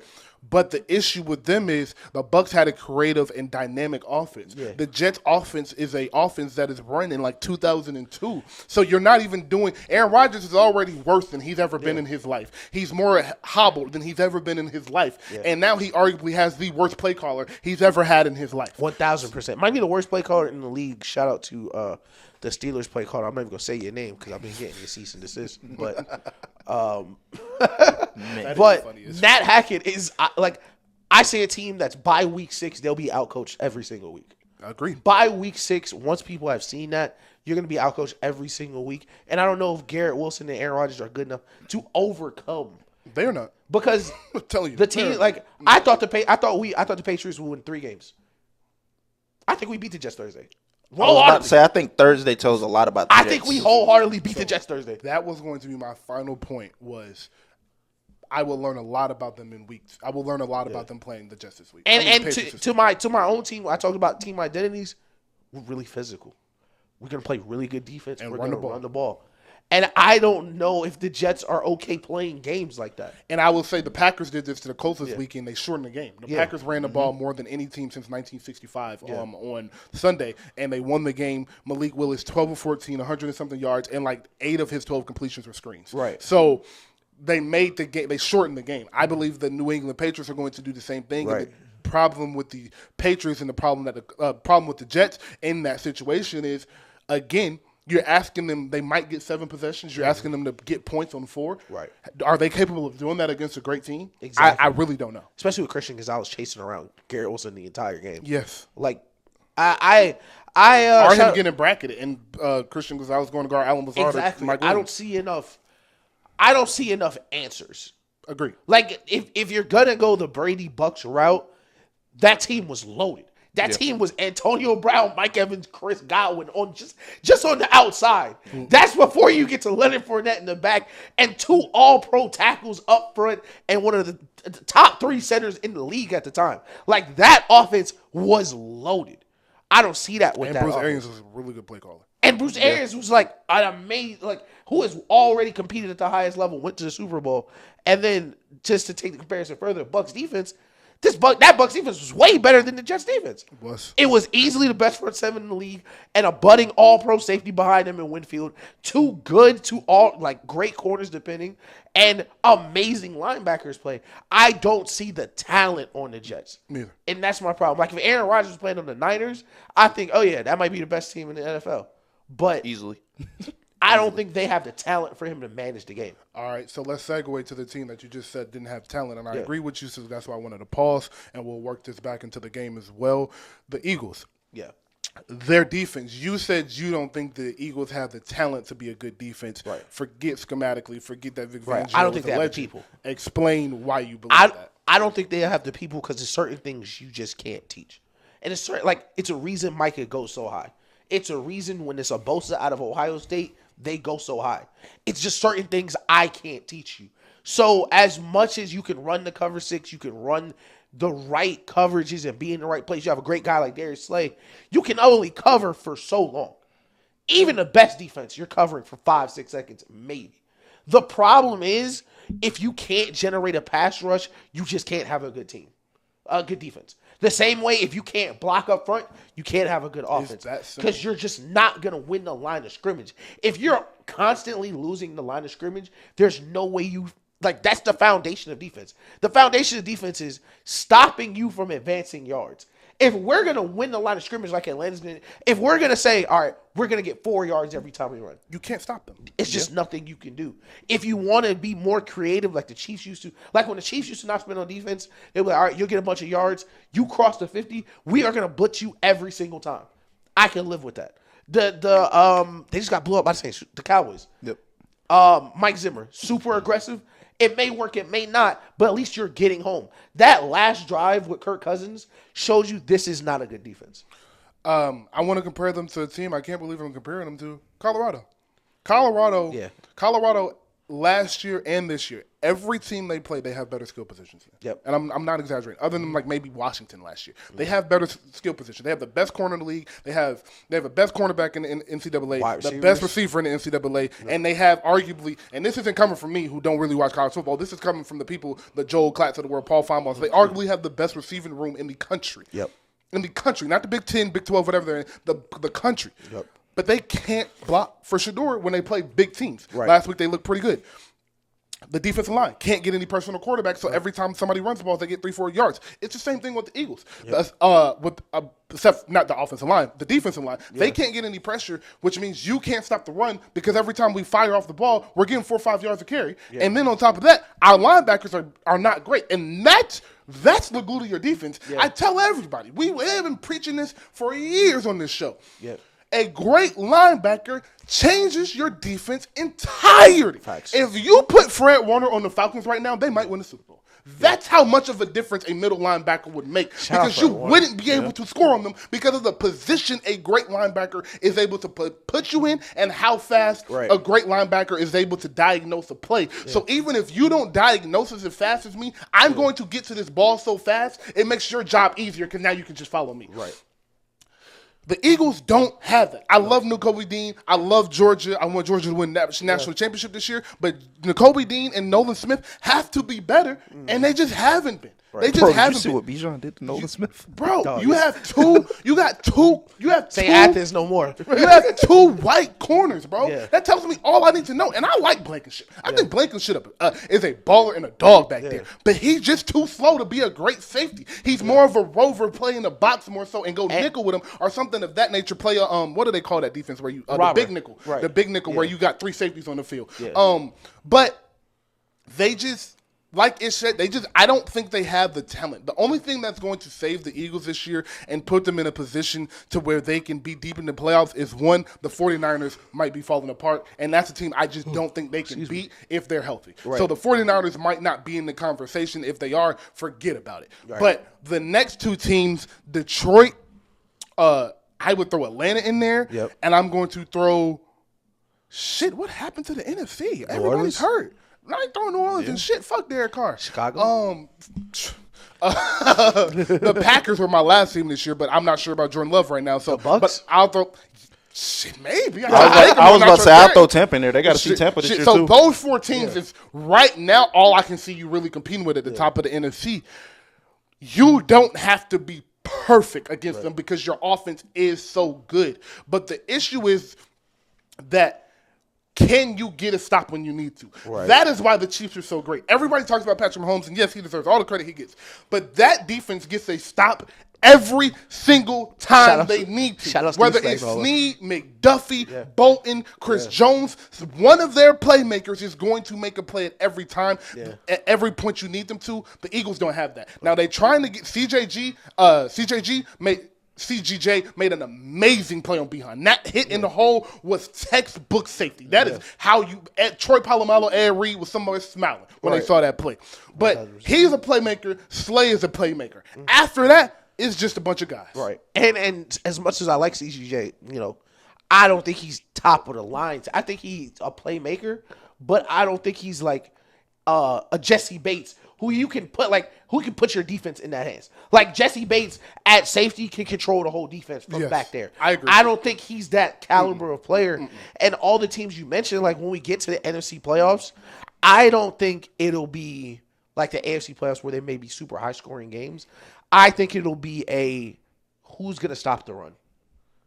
Because all the teams who are going to be competing in the NFC, all four we just named, they are going to run the ball. And you not having a good front seven is important. Like, that matters. A lot. Chris? I'm sorry, what was the question? Like, in terms of... Well, since you were watching from the Falcons' perspective, when you were watching the Eagles' defense, what did you think was a weak point when watching the Falcons, especially the last half of the game, because that's when they really started to click? A weak point for the Eagles, you're saying? Yeah. I mean, it's like y'all saying they can't rush the passer. And I was going to ask, like, I don't know if it's the scheme. I don't know what it is. Like, they could not get back there. They're just not good enough. The Eagles, I do want to say that Atlanta Falcons line is really good. Yeah, like, we do have a really good O-line. Yeah, no, that's a great O-line, for sure. But, like, if you're supposed to be, like, they benched Jalen Carter, apparently, for being late to a team meeting or something. I had no idea they did that. It was just a first possession. It was just, okay. Well, I mean, I saw Carter on the field. Yeah, but he was getting locked up, too. That's my thing. Like, they are just not good enough on that. Like, usually all the best pass rushers, if you're not going to have a couple, you're going to have one that's going to push things everywhere. Yeah, Myles Garrett is like Myles Garrett pushes everything one way. Judon, you see the raps and stunts that he can do because people used to do it. Donald, like Chris Jones on the Chiefs. Yep. At least you got one guy to where, all right, everybody else you're going to get one-on-ones. So you may not be an amazing D lineman, but you win one-on-one a game, you might get a sack. The Eagles don't have anybody where it's like, okay, we need to get him out the game. Yeah. So everybody's getting doubled, everybody's getting chipped, everybody's getting hit. It's Jalen Carter. Jalen Carter is supposed to be their guy, but it's hard to be dominant from the middle of the middle, especially when your edges are not great, are not even good shit. Hey. So we can just double you in the middle and we can block. He finding out what it's like to be Grady Jarrett, and I'm dead serious about that too. You're not lying. Like, you're not wrong. That's Grady, a perfect example. Yeah. Listen, that's a perfect Grady example. Jarrett has been through that his whole career. So when we got all them pieces, I was very happy about that. But that is a great point. My thing that is a perfect point. Like the Eagles, well, I'll say this: the Falcons O-line to me, like we have a very good O-line, but I think we're much weaker in like pass pro than we are in the run. For sure. 1,000, and it's like that for most lines. But like we mentioned Aaron Donald. The Rams took that next step when they got Von Miller. Yep. Because if you have good edges, you can funnel the interior pressure. And that's a lot different than if I'm getting interior pressure and nothing from the sides, I can just back up. But if every play, because that's what the Eagles used to have with Hassan Reddick and Sweat, it's like, okay, even if they're not going to get home, they're so fast, they're forcing the pocket to collapse. Yep. They're making you step up, and that's when the interior getting there. But if it's just Jalen Carter, double team, no one on the edges is winning, Kirk Cousins back there on one leg, he could have sat down. Like, he could have relaxed back there. So that is the biggest problem I have. And just the overarching thing with the Eagles is I don't know what Nick Sirianni does. Again, for me, I know they took. I think I was listening this morning. They said like it's speculated that they believe like a condition to keeping his job was like he's not calling the plays anymore. See, that's my thing. What are you doing now? Because especially a team like the Eagles, and I know a lot of Eagles fans because this is one of the most popular teams. They used to have an identity. Yeah.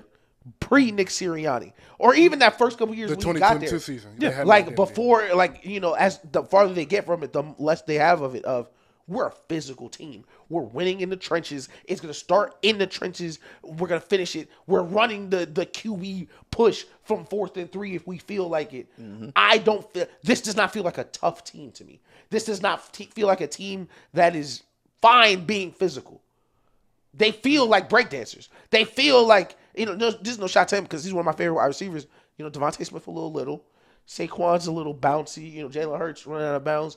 And that defense, like, is it just CGJ? Like, is he the only person bringing that physicality? Like, I don't feel that. I don't feel that defense. Like, when I watch the Ravens and Roquan hit you or Kyle Hamilton hit you, you feel it. Like, I don't feel that from that defense because it used to be when we were kids, it was Brian Dawkins coming on the field. Yeah. It was people coming to hurt you on that field.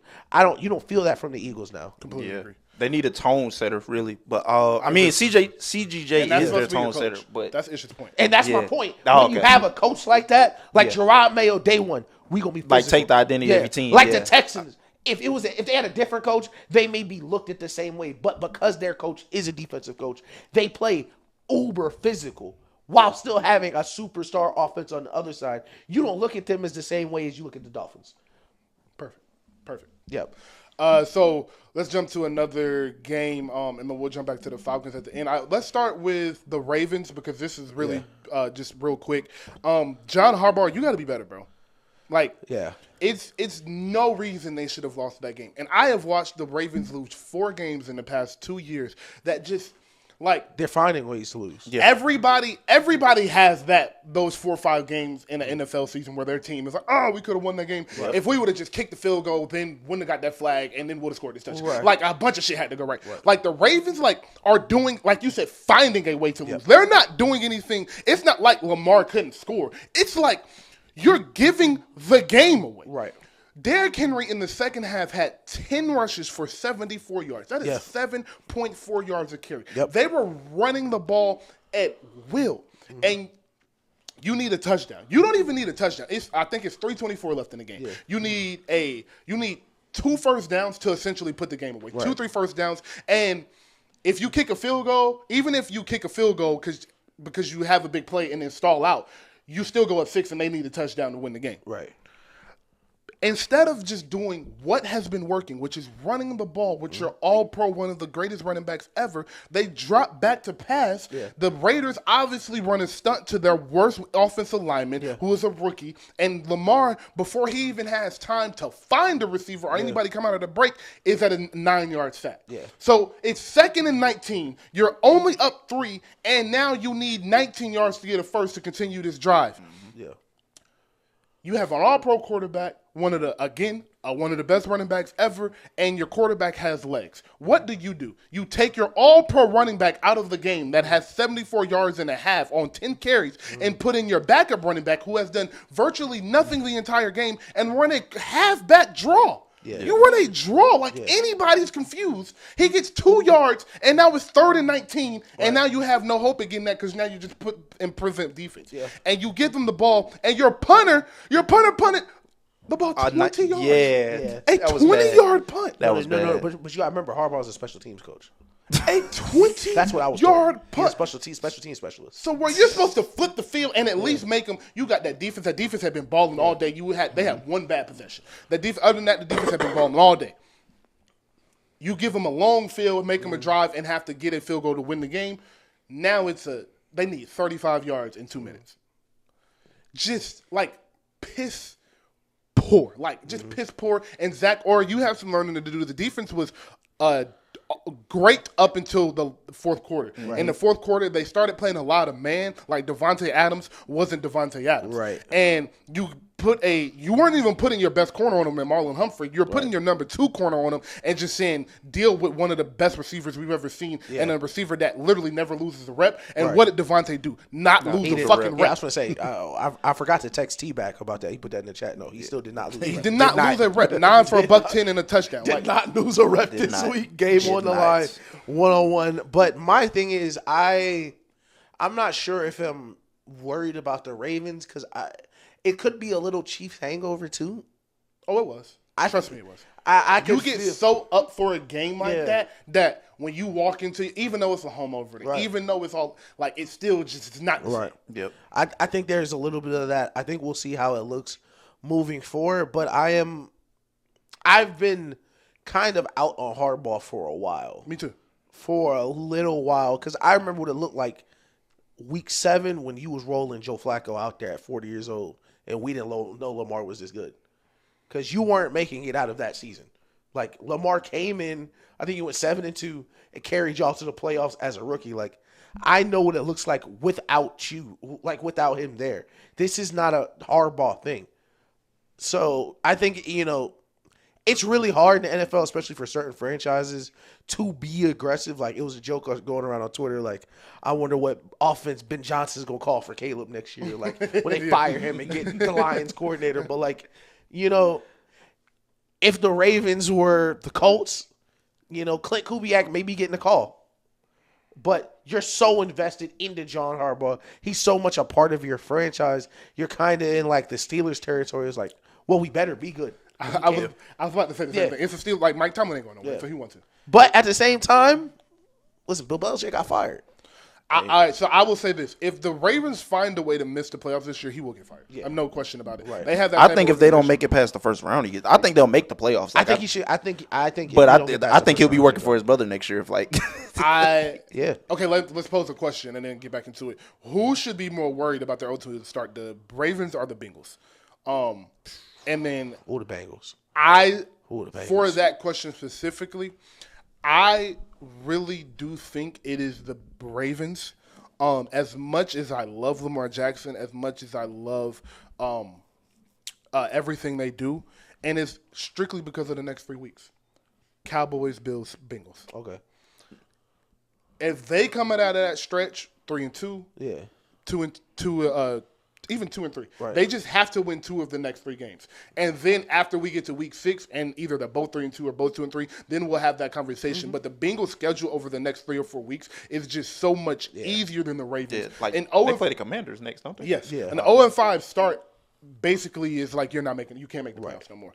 It's different with this NFL because team like we thought the Colts were going to be good this year. Yeah. We don't know if Anthony Richards can play for real. Right. The Texans are 2-0, but they look beatable. So it's like the Chiefs. The funny thing is with the Chiefs, Lamar and Joe outplayed Patrick Mahomes, and they still lost. I mean, they still won. So it's like you just don't really know, but chances are you start 0-5, 0-4, you're not making the playoffs. So they're damn near in a must-win situation for the next 2 weeks. I'm going to say the Bengals, but they need to flood the Cowboys next week.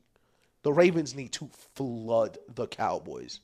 I do think they will. I think I like Todd Monken as an offensive coordinator. I don't think he's amazing. I think sometimes situationally he's not as good as he should be. Right. But quarters 1 through 3, he is phenomenal. He calls a great game. And that's another reason I don't know if it's I don't think it's Todd Monken's fault, because fourth quarter, especially close games, those calls, you're calling the plays, but that's coming from the head coach. Yes. The head coach has an identity that y'all, when you don't have an identity, I think it can go either way, and I think that's what you see with the Ravens. But to answer your question, I'm going to say the Bengals, because I don't know if the Bengals are a great team. I look at the Bengals a lot like the Eagles, where it's like bells and whistles we have. Jamar Chase, we got. That Asian wide receiver looks like a great slot receiver. I don't want to butcher his name. And then T. Higgins will be back eventually. But watching that Chiefs game, it was a little uneasy. I don't know if I've ever felt that from a Bengals game where it's like they needed that. Where it's like that has become their identity. It's like, all right, we'll be okay versus everybody else, but we'll beat the Chiefs and that'll really matter. It's becoming like a crutch kind of, where I don't think the week 1 Bengals get up for games because it's not the Chiefs, it's the Patriots, and then we lose, and then you get up because we're going to Burrowhead, and then it's still the Chiefs, so they might beat us anyway. I think it's very, and I'm still worried about Joe Burrow. I'm gonna be honest, I don't think Joe Burrow looks healthy. Chris, answer the question. It's really tough to say because it's like y'all said, both of them came like real close to beating the Chiefs, and then like both of them had like a bad loss following, or I mean vice versa, I guess. I think I'm gonna go with y'all on this and say the Bengals as well, just because like as you mentioned, like their next 3 versus no, I'm sorry, the Ravens. Right. The Bengals like next few versus like the Ravens next few. I just don't know. Like I think the Bengals get the easy one. It should be easy against the Commanders. They're just not fully there yet. I watched some of their game on Sunday. I just don't feel like the Commanders are fully there yet. I think the Bengals come out, get a good win, and just start like racking up some wins, like you said. Yeah. I believe it's pronounced Josivac. Josivac, Yeah. He's pretty good. Jamar's still Jamar. Yeah. They'll get T back soon. Yeah, like I felt like really good like watching the Bengals game. Like I really felt like they outplayed the Chiefs and like the refs didn't screw them or anything. It was just, it was a bang bang play. It was pass interference. Yeah, I get, especially because I was a Patriots fan, so I had to sit through it's always rigged for the Patriots, and now people are like, always rigged for the Chiefs. It's like, no, when you play good teams, it's just hard to be perfect for 60 minutes. Yeah, that PI flag isn't the only one that cost them either. I think that Jamar unsportsmanlike. So I wanted to ask, so what did y'all think about that? Like the Jamar the whole situation, motherfucker. Ain't like was page it like was it a flag? Yeah. What you mean? Like was it a flag on the Jamar? reaction? The Okay. reaction. That's What? that's I'm not having fun and I ain't got paid. That's all that was to me. I Well, think so yeah, too. but then like if you Jamar, you can't do that, bro. For like two reasons. One, once your teammate starts pulling you away, like that's the ref giving you a chance. Like once the teammate pulls you away, that's the ref giving you a chance. If you still barking at him after your teammate doing that, now you trying to upstage me. I'm definitely gonna throw this flag. The reason I'm asking is because Jamar was usually, the quiet receiver. Yeah, he's never like that, bro. Yeah. But, listen, and I'm a little like this, like, if my bread not all the way right for a little bit, it'll weigh, like, it weigh on you. And that we got to remember something else. He ain't getting the targets he usually get. Yeah. Jamar usually getting 10, 12 targets. There was another point against the Chiefs, especially, he's getting bracketed every play. There was another point too, and it's similar to what you were saying, like the fact that his money's not there. I guess the play that wasn't called or the penalty that he wanted called that wasn't called Was the hip drop. No. It was essentially, I guess he thought it was a face mask because he got tackled up on the pads, and I guess the defender got a little bit of the head. Yeah. So I think the point was made that like, hey, I haven't been paid. Like I could have been hurt on that, and you're not gonna call it. I mean, so, he put out a $50 million policy on himself. So again, I say the Ravens should be more worried, and it's only because of their next two, because they play each other. So I'm not even going to say next three. It's because of their next two. They play Cowboys, Bills, who I do think they're going to beat both of them, be 2-2, and everything will be all okay. Mm-hmm. And like you said, I think they're going to run through the Cowboys. They're going to probably beat the Cowboys like the Saints did. Yeah. Just because they're going to be able to run the ball so easily on them now. I think it's going to be a dominant performance, and Lamar don't lose against NFC teams. But why I am still worried about the Bengals is because they don't look like they're together. Yeah. They look like it's a lot of contract situations going on. That's what I'm saying, the vibes. Like, they look like the quarterback don't really know too much if he healthy. They defense don't really have an identity other than having a really good pass rusher and being able to guard the Chiefs very well. Yeah. Literally. So that is my issue with the Bengals is like you said, they should beat the Commanders. I don't know. I don't know if they beat the Commanders. Jaden Daniels hasn't thrown a touchdown, but that offense has been efficient with him. Yeah. They won last week against the Giants, and although the Giants are the Giants, they still beat an NFL team, and that gives you enough confidence going into the next week. Right. Something the Bengals don't deal with because they are 4-1 against Lamar is they don't stop running quarterbacks well. So that threat of a running quarterback, their D-line is good, but it's not an athletic D-line, so you're not running down quarterbacks. You don't have all-pro linebackers that are just great. So, and your secondary doesn't have a bunch of speed in it. So you're not really able to guard running quarterbacks to the best of their ability. And don't get me wrong, I'm not picking the Commanders to win that game. I just do think it's a possibility if they lose. And if they do, then I am going to be 100 set in. This team has something wrong with it, and they probably won't make the playoffs just because, as you said, the vibes in the locker room are just piss poor. Yeah, no, I'm definitely huge on the vibes for them, and I guess we'll just go from them to another team. I just ask it, if that was your man's, would you let Tua play again? I forgot about that too. That did happen. Me personally, no. Like I've literally seen every game that Tua has been concussed in. Like, I was literally watching every game. And maybe I need to stop watching Dolphins games. But It's your fault. I have seen every... We figured it out. This nigga Chris trying to kill Tua. I have seen every game he was concussed in, including the Bills one where they said he wasn't concussed. And then, like, you know... He threw all them picks, and they was like, he was seeing triple. Yeah, like... Yeah. What Braun said? Braun What Braun To me, said? bro, He said, I saw 3 safeties. I threw in the middle. To me, like, I want to say this. Like, I recognize he's trying, bro. Like, I recognize, like, you bulking up. You trying to keep yourself safe. But, like, you got 2 kids now, bro. You got a wife. Like, 4 concussions in 2 seasons. Like, that's not normal, bro. Like, if you had, like, 1 every 4, like, oh, yeah. Like, keep playing. You've had 4 concussions in 2 seasons, bro. And, like, 3 of them, your hand was twitching, bro. Like, I'd be okay with not seeing Tua play football again and he just, like, be on College game day or something, bro. Like, I promise. Like, I don't know, bro. Like, it's a decision he has to make. It's not up to anybody else. Luke But, Kuechly like, love talking to Kay Adams in the morning. Hey, listen. I'm telling you, bro. Listen, Luke Kuechly retired at 28. It's so much new media out there for you two. You don't have to do this, bro. Fam, you don't. Fuck the new media, too. I just got paid. I'm gonna say, it's guaranteed money. I just got the bro. You don't bag. got Like, nothing free else. contract, I get it. Fam, you could take the $50 million from this year. Walk away.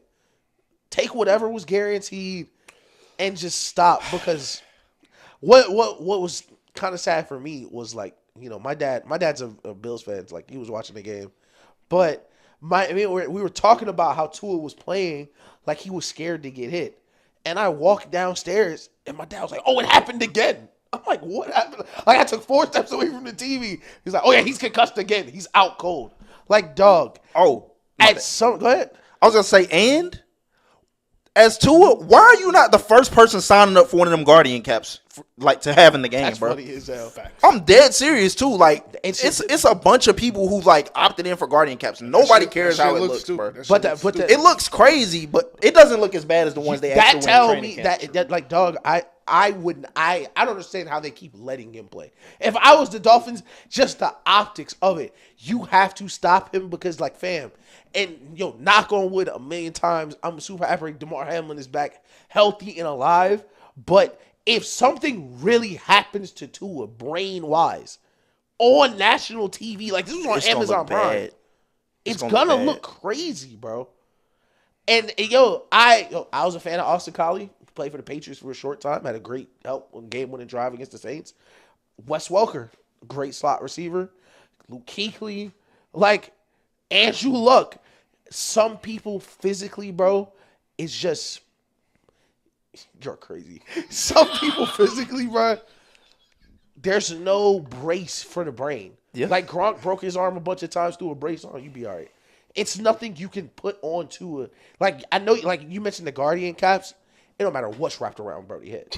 Don't matter. It don't, like, the human brain was just not built to take that type of punishment. All right. And some people can't handle it. Like, Marshawn Lynch speaks in full sentences with no problems, no concussions, nothing wrong with him. Cam Newton hit people hard his entire career, multiple concussions, fine. I don't know if that'll be the case for Tua if this is the same thing. Like,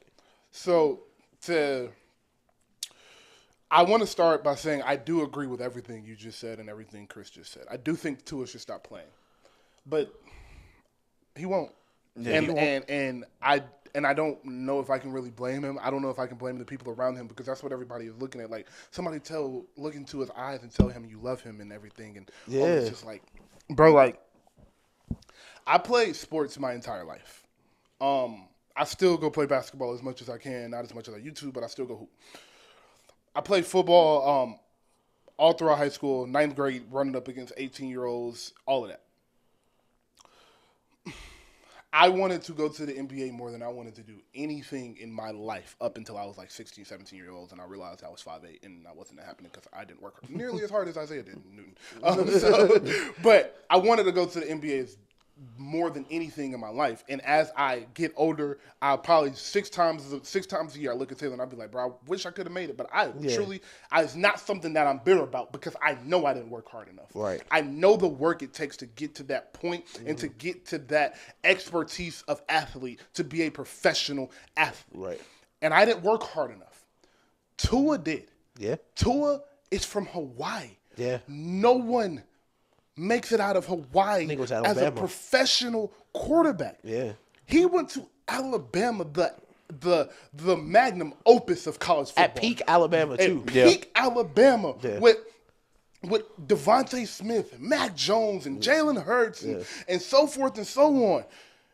All of these all-pro talents, all of these Hall of Fame players, I made it here from Hawaii. Yep. No one looks like me, no, especially not at this position. Right. It's a few D linemen. You had Jermaine Tateos and all of that, but no one looks like me at this position. Shout out Michael Holman. I'm the first at this position to make it out of my state, out of my city, and really put on for my family. And I'm not only am I good, I'm great. People's telling me I'm a first-round draft pick. People calling me the most accurate. Tank for two. People calling me the most accurate quarterback they've ever seen. When I was in high school, coaches were telling me he's a number 1 draft pick right now. Yeah. Like, he is that good, worked that hard. Fuck a party. I'm going to work out. Fuck prom. I'm going to work out. Yeah. I get after school. I go to football practice, leave football practice, and go to a training session. I wake up at 6 in the morning before school and go train. I go to Alabama. We practice 3 times a day. I got to go to school. I got to get a degree because my mama said don't come back to Hawaii without one. Like, this is a sacrifice these men make to get to this position to be able to make this money, which is why they deserve this money, which is why they earn this money. They don't just get contracts. Tua earned that money. Yeah. So for you to just look at him and be like, yo, everything you ever worked for, stop. Yeah. The one thing you put everything you had into, just stop doing it. Yeah. Because you might get hurt again. I can't tell a grown man to do that, bro. Shit. I can't. So I get it. Yeah. Like, from a logic standpoint, you're 100% right. But I'm putting myself in a professional athlete's shoes. I feel you. And I was 4 with this dream. I was 8 with this dream. I was 12 with this dream. And now I'm here on Thursday Night Football against the best player, one of the 5 best players in football with the best receiver next to me. And we on prime time. All right, let's kick off. I just got 50 M's in my bank account. I just got 50 a year. I got a $45 million signing bonus. I'm up crazy right now. Yeah. Everything I work for is coming to fruition. And you're going to tell me to stop? Right. I can't do that. I guess the question you got to ask too is it worth dying for? Hey. Is it worth it? And the crazy thing is, to Daniel's point, 90-80% of them athletes will tell you yes. Yeah. Ryan Clark was on TV like, bro, I knew what I could do. Yeah. I knew I could have died. It was worth it. And Ryan Clark used to really hit people. Ryan Clark used to knock niggas' head. Show me, Ryan Clark used to really get to it. Go ahead. So I was going to your Bears. Yes. And first, I'm going to ask Chris, because Chris is a biased person right here. Are the Bears real contenders, in your opinion? Real contenders, no. However, is Caleb a top 5 to 7 quarterback? Nah. Do you think he'll be a top 5 to 7 quarterback by the end of the year? I think like 10 to 12 maybe. Okay. And I say that it's a lot of I think a lot of people like speculated this would happen like once he got out of college, but a lot of that stuff that he does or he was doing at USC, like you can't necessarily get away with in the league. Like you can't scramble for 10 seconds, hope somebody gets open, and then, you know what I'm saying, let that bitch rip. No, sir. It's cool. Like, it's cool on Saturdays in the Pac-12 versus, you know, people who don't really play defense. And who are never going to the NFL. Right. But it's not sustainable. Like, and I think we saw it. There was a play on Sunday where it was an instance of it. Like, you know what I mean? O-line get obliterated. You trying to make a play, and it just ends up in a loss of yards. It's eventually – It's some stuff he's just going to have to unlearn. It's nothing that a rookie quarterback hasn't gone through before. Like, it's some stuff he's going to have to unlearn. But don't get me wrong, it's going to be times where you can do some of that stuff. Like, look at Kyler Murray. Like, Kyler Murray does that very often. It's absolutely going to be times where you can do that. It's QBs that do it. Yeah. It's QBs that do it, for sure. But the biggest thing, like, he'll get away with that stuff for sure. But I think the biggest thing for them is he's going through the same thing Justin Fields went through. Yeah. He needs an O-line. Like, I think the Bears would have been fine either way if they had read up on these weapons like they did and kept Justin Fields, or if they, you know what I'm saying, or if they had read up and got Caleb Williams and got him an O-line. Like, the O-line is the end-all, be-all for the Bears here, in my opinion. Mm-hmm. The weapons are there. The QB talent is there and was arguably there the last 2 or so years, minus a few mistakes, like maybe holding on to the ball too long, whatever. If you're the Bears, you're going through the same scenario. Like, that's all this is. Ish, what did you feel leaving Sunday night? Listen, I ain't gonna lie. I thought Caleb looked really good.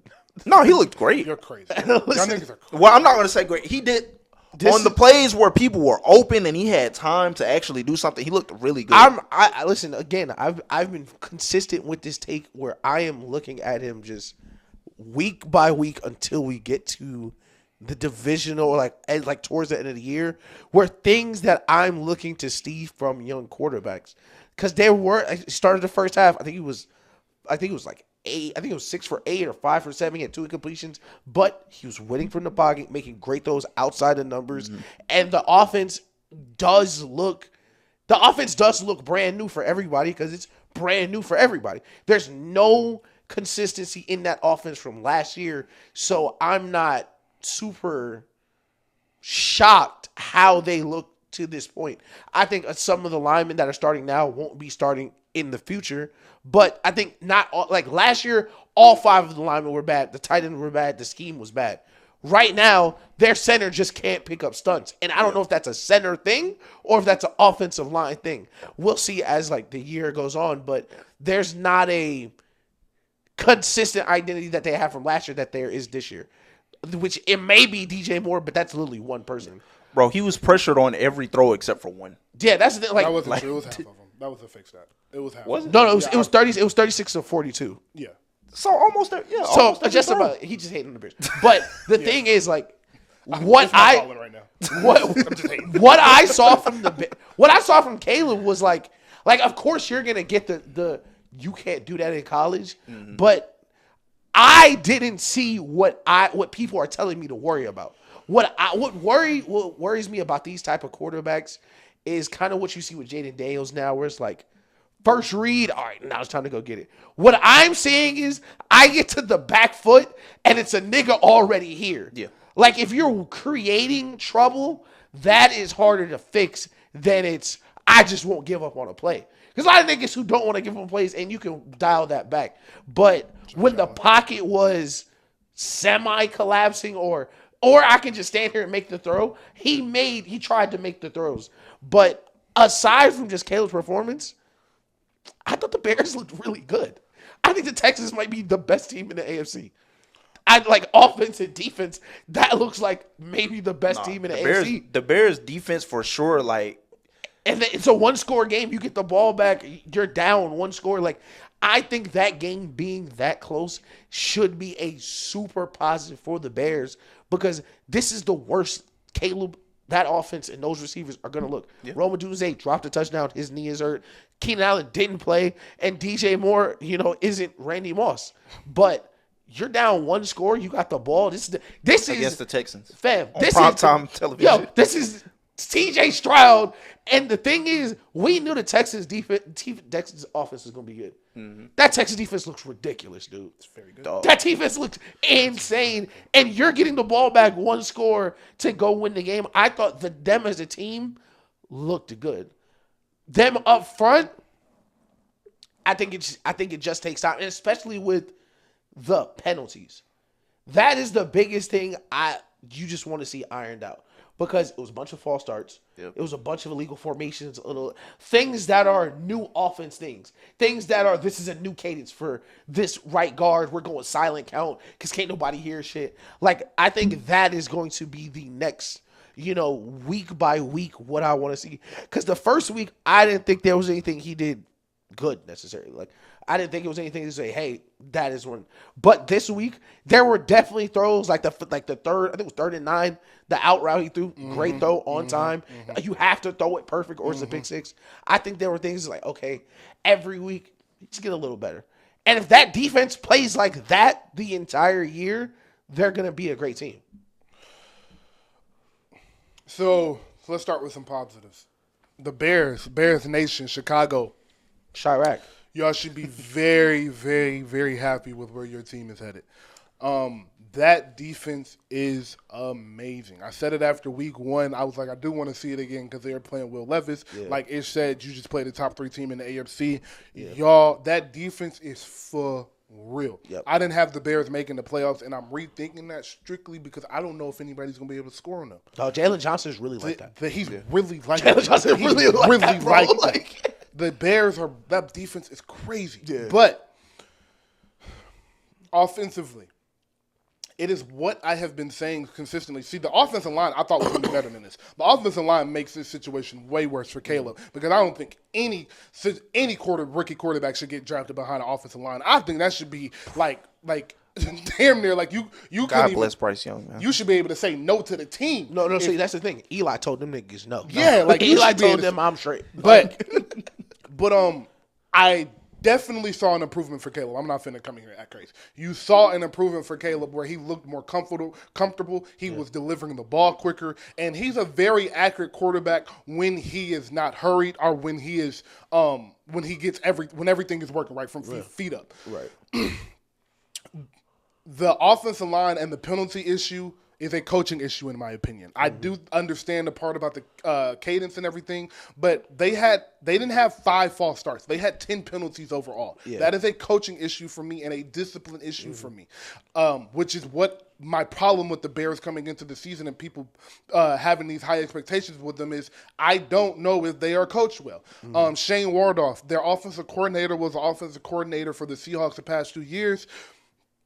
I think he's okay. But I don't think he's Kevin O'Connell or Sean McVay or Bobby Slowick. You feel me? I don't think he's that. Yeah. So I think Caleb has a lot of things working. I think Caleb has a lot of things working for him that are not on his side of the ball. Right. Like you have an amazing defense, you have an amazing pass rush, great secondary, but none of those players play with you. Yeah. You have to worry about getting DJ Moore the ball. And DJ Moore looked frustrated. Yeah. I don't think DJ Moore, I know DJ Moore wasn't frustrated at Caleb. Yeah. DJ Moore is frustrated at the play calling because I am the best player on this offense and you will not give me the ball. Yeah, right. Like, if, again, I would say you watch a Chiefs game, Rasheed Rice and Travis Kelce going to get 20 targets. Vikings. You watch a Vikings game. Justin Jefferson going to get 12 to 15 targets. Yeah. Tyreek Hill, 12 to 15. The best players get the ball, target it, especially with DJ where he takes screens to the crib. He can take jet sweeps to the crib. Yeah. He needs to be touching the ball 10 to 12, 15 times a game. Now you want to I will also say I'm of the belief that if you were going to get rid of Justin Fields, then what's his name? Eberflus? Yeah. Him and the whole staff should have been gone too. Thank you, Chris. Fair. If you're going to start over with a new QB and you're going to get somebody in there who is your guy, then you need to get a coach in there that can learn and grow with that QB. Because what's going to likely happen is, I think no matter what, I think Eberflus probably get the Bears defense if they do get to the wild card or whatever. I mean, the Bears are going to be carried by the Bears defense, regardless of what happens. No matter what Caleb may do along the way. I think Eberflus is out of there at the end of the year regardless. But why not, you know what I'm saying, build that continuity from year one on through? I definitely agree. I think it depends your options, though. I think when Ben Johnson backed out from his interviews, I think the inflection point is the Saints OC did interview with the Bears before he ended up going to the Saints. Which is that hurts. This is crazy. What if? But I think the thing is, I think I'm okay drafting Caleb, keeping Eberflus because the defense played that well, and if he mess up, okay, then we could reset it with someone else, as opposed to all right, we're gonna clean everybody out, then bringing in a new coach to have this rookie quarterback and try to start everything over. Because at least right now, as bad as they're playing, they do have an identity to lean on. Right now, somewhat. They are 1-1. They could be 2-1 if their offense was better, but I don't think anyone expected them to beat the Texans. I don't think anyone expected them to be competitive with the Texans to this point. I think they are ahead of schedule, but what I want to see moving forward is kind of a combination of what Daniel mentioned, but It's this crazy meme going around of like a super conservative redneck. He's like utter woke nonsense. I need more utter woke nonsense. I need more RPOs for Caleb. I need more quick little layups because he ran a ton of RPOs at USC. But even if your line's trash, you can run RPOs because we're not blocking. Let them get out to, it's 2nd and 6. It's 2nd and 7. Because my biggest frustration so far, aside from DJ Moore, I'm gonna get to you after this, but DeAndre Swift run the way Paul George dribbled. Where it's like, man, you should be going so much faster. It's like you did 6 moves just now. It shouldn't be 2nd and 8. I know what you're talking about. Like, I'm watching DeAndre Swift like, damn, he got a ton of yards. It'd be 3rd and 7. Like, it's super frustrating. And DJ Moore, bro, listen, I believe Daniel Wright for sure. You're not in rhythm. But fam, you can't get a pick on no fade. You can't, like, I'd rather you tackle that nigga than get a pick on a fade, bro. Like, especially because, like we mentioned, you're their best player right now. You're DJ Moore. So it's going to be throws where Caleb's got to be like, fam, that's big, bro. Like, that he's one-on-one. I know this may not be where the read takes me, but I got one-on-one with my playmaker. There's going to be plays they're going to need to give DJ Moore a chance. Like, you can't, like, I'm more, like, the pick he threw up the sideline, like, that's a rookie pick. But I protect the team in a way it was like if Braun got to take a step back 3, it's all right because that's Braun. He got to take that shot. If we get one-on-one up the seam, you have to throw that ball. Yeah. If that's your number 1 receiver, you just can't, like, lose the route, cool. Don't let it get picked, please. We saw Julio do this all the time. Yeah. Sometimes you got to play defense for a second. Especially on a team where it's like, it's 19-13. We in the teens. Like, one thing could go another way. It was just like, I hate seeing bad receiver habits, and he's one of those, and I know you've noticed it. He slows down when you throw the ball to him, and that shit is driving me insane. Because that's why you slipped, because you slowed down when he threw the ball to you. Like, it's just little margins for error that you don't have with a rookie quarterback. I'm putting some of that on a very small part of that on DJ for not playing defense. I'm putting a little bit of it on Caleb, but I'm putting most of it on the coach again. I'm putting most of it on that OC because Stingley does it. That is what he's known for. He knows. No, I agree, but I know when the Vikings play the Texans, Jet is going to get like DJ Moore isn't Justin Jefferson. No, but he's their number 1 receiver. No, I don't give a fuck. That's like saying shit. They got when you see Randy Moss, that's one of the greatest we will ever see at this position. He does not play by the same rules as everybody. That's my point. No, I agree, but it's like if okay, think about it like this. If you were playing corner versus one-on-one versus Randy Moss and he do that to you, you're like, okay, that's Randy Moss. But like this, Derek Stingley isn't Jalen Ramsey. Like Jalen Stingley's an amazing one-on-one corner, but you're still supposed to be DJ Moore. Like if it was Jalen Ramsey, Jalen Johnson, or someone who just takes the whole side. Like people have Moss, Derek Stingley. Like people throw at Derek Stingley, Chris Olave. People go at Derek Stingley. If you're going to be a number 1, you need to be. My thing is, if you're going to be a number 1, you got to be a number 1 because number 1s sometimes got to go against number 1 corners. When Julio and Marshawn Lattimore had to go at it, Mike Evans and Marshawn Lattimore. Mike Evans might be a Hall of Fame receiver. Marshawn Lattimore may not be a Hall of Fame CB, but when it's time, Marshawn, you got to take him one-on-one.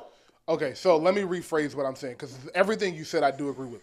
I am saying I'm putting that on the offensive coordinator because, yes, if we're talking a post, we're talking a dig, we're talking to out for the game, you got to win on that. I'm not talking about that. I'm talking about Derek Stingley is known for jumping out of this world and high-pointing balls on fade routes. Yeah, that's a fact. Specific skill he is known for. So don't put your rookie quarterback in a position where he has to make a literal perfect throw, he can't put this anywhere but in one position. If he does, Derek is gonna go up and get it. That is my point. So that's why I'm saying, DJ should have probably played. DJ probably should have played a little bit better offense on defense, and Caleb probably could have thrown a little bit better ball. But they shouldn't have been in that position because you should have said, okay, he got one-on-one coverage. I'm not going to put him in a position to even make a bad throw. That is what I'm saying. And what I want to see, because he dropped a touchdown and he's not moving the way he's going to move, I really want to see how Rome looks. Because I feel like that is the missing piece of this offense right now. Because I don't think DeAndre Swift is going to be good enough to be a Bijan style back. No. But I think if he's 60% of Bijan, DJ Moore, Rome Odunze, and Keenan Allen can be the rest of that offense. But with Keenan out and Rome not being 100, it's leaving like we didn't expect Caleb Taft to put on a cape this early. Like, that's what you're already asking him to do. And that's my point, that they're asking him to do that by choice. This isn't something that he has to do because of personnel. This is bad offensive play calling. You're putting him in positions to make the game harder than it needs to be. One of the reasons Brock Purdy is so effective, Kyle Shanahan makes the game easy. Kyle Shanahan, he's throwing to wide open receivers. Part of the reason he's struggling this year is the 49ers are having a hard time separating. So let's say Tim, because we got like 10 more minutes. So because they're falling apart physically. I don't want to, knock on wood, I don't want to say I called any injuries, but I would like to say, Madden Chris, curse undefeated, boy. You deserve this. Go ahead and start because I know how much you hate Kyle Shanahan. So go ahead and talk about the 49ers' demise. That Madden curse is undefeated, first of all. Only one person has beat it. It's the GOAT. I don't ever pray for injuries, but I always pray for Kyle Shanahan to fail, man. I'll never forget what he did to this city, bro. Devontae Freeman either, bro. I hope wherever he is, he having a terrible day. That bitch ass nigga. Shout out Devontae Freeman. That was once the highest paid back in the league. Nigga held out before the Super Bowl just to not block in the biggest game of the year. He's such a bitch, bro. Anyway, I don't like to speculate because, like, if anybody, as much as I don't want to give him credit, if anybody can make anything work, it's Kyle Shanahan. No matter who's on the field. But this, I don't know. This might be a little bit much, man. Like you had your young wide receiver get shot. I forgot that happened. God, Debo Samuel hurt. Shout out to bro. Nigga still went to practice right after. That shit is crazy. They said he was in the weight room the next day. Dog, crazy. You talking about Shatua stop playing? That nigga got shot. Man, that nigga took one to the chest. Trent Williams say he seen that nigga get shot. It motivated him to resign, bro. Yeah, shout out Trent Williams. I'm sure it was that and not the $25 million. He's crazy for saying that. What the fuck are you talking about? Yeah, like McCaffrey's more hurt than what people were led to believe. I could have told you that. Yeah, like that shit is it's all bad right now. Niggas don't have slight Achilles injuries. Yeah, like that's what like niggas don't be having. I think what I had heard at first was like they said the calf. It was the calf, and then like it turned into the Achilles flare up. I said, oh, it might be over. Christian McCaffrey was on the injury report for his calf muscle in week 14 of last year till the end of the year. Yeah, that shit is crazy. He was hurt in the Super Bowl. My thing is, I'll go because I kind of, predicted this demise. I don't think I think Fred Warner might be the second best player in the NFL. No funny shit. I think Fred Warner might be the second best player in the NFL. A monster. Because the things that Fred, first of all, the Vikings, shout out Justin Jefferson in my money league. I still drafted Jettas even with Sam Darnold, 99-yard touchdown, whatever it was, crazy. But that game should have been a blowout. They should have, if you watch that game, they should have lost that game by 28 points. Deadass. Fred Warner kept 2 scores off that board literally by himself. By himself. Like, Fred Warner is playing a different level of middle linebacker, and I do kind of feel bad for him, but the team around him is collapsing. Yeah. They are the defense too is old. The defense would have to hold them up for them to even get to the playoffs and hope that they can wade through the injuries. Right. But even without the injuries, I didn't have them going back. And Brock Purdy, you can only go through that Super Bowl heartbreak so many times and Brock keep Purdy, going I was back. waiting for you. I was waiting for you at the door, watching Sam Darnold outplay you. Boy, I was waiting for you at the door, my nigga. That shit is because crazy. You can't hide forever. He can't hide behind CMC forever, bro. And that's what I was saying. Fam, CMC covered up a lot for bruh. And it's a lot harder when your number one wide receiver. It's harder to separate when Debo a little older, not in the best shape anymore. Debo out now, but even before, it's like Debo's not DeAndre Hopkins or a wide receiver who's going to age really well. Debo's a gadget. That's what Debo's not even a receiver. Exactly. He's not like Devontae Adams, who's going to be winning routes at the line of scrimmage for the rest of his career. No. There's going to be a point, and I thought this was I thought I watched it live in the Super Bowl. We'll see the rest of this year where he's going to fall off a cliff. Yeah. And it looks like he fell off a cliff in that Super Bowl when he quit. He knows he's not a number one wide receiver. You got Ayuk, I ain't going to hold you, and I'm not going to put this on him lightly. Ayuk, like he got his paper, he cool. Like he got his bread. Hey, that's what that game against the Jets looked like. I ain't gonna lie. Like I seen him get a wide open one in the end zone and he dropped. I said, yo, if I catch it, that's lit. Like, but I got my bag. And the last Brock Purdy, I don't think is good enough to raise the floor of a bad team. Hell no. I think raising the ceiling of a great team, possibly, but I don't think this is a great roster top to bottom anymore. So first off, said it week 1, Kevin O'Connell, you a dog, boy. That's coach of the year. He looked Kyle Shanahan. He looked Kyle Shanahan eye to eye across that 50-yard line and said, "Let's get to it." And out-coached him the entire night. Band for band. Also, the NFC North might have 3 playoff teams, and it might not be the one we were thinking of. Yeah. The Vikings might make the playoffs, my brothers and sisters. That team is good. Sam Darnold is Sam Darnold, so of course we have to think about that. And Jetta's just hurt his quad, so we have to worry about that. No, he's back. Thank God. Okay. It was just somebody nigga kicked him in his. And it just swelled. Okay, good. Okay, so he's back. So as long as Jetta's and everybody, that roster stays healthy. I woke up this morning. The first thing I checked was okay. Between Brian Flores and Kevin O'Connell, that's a playoff team, bro.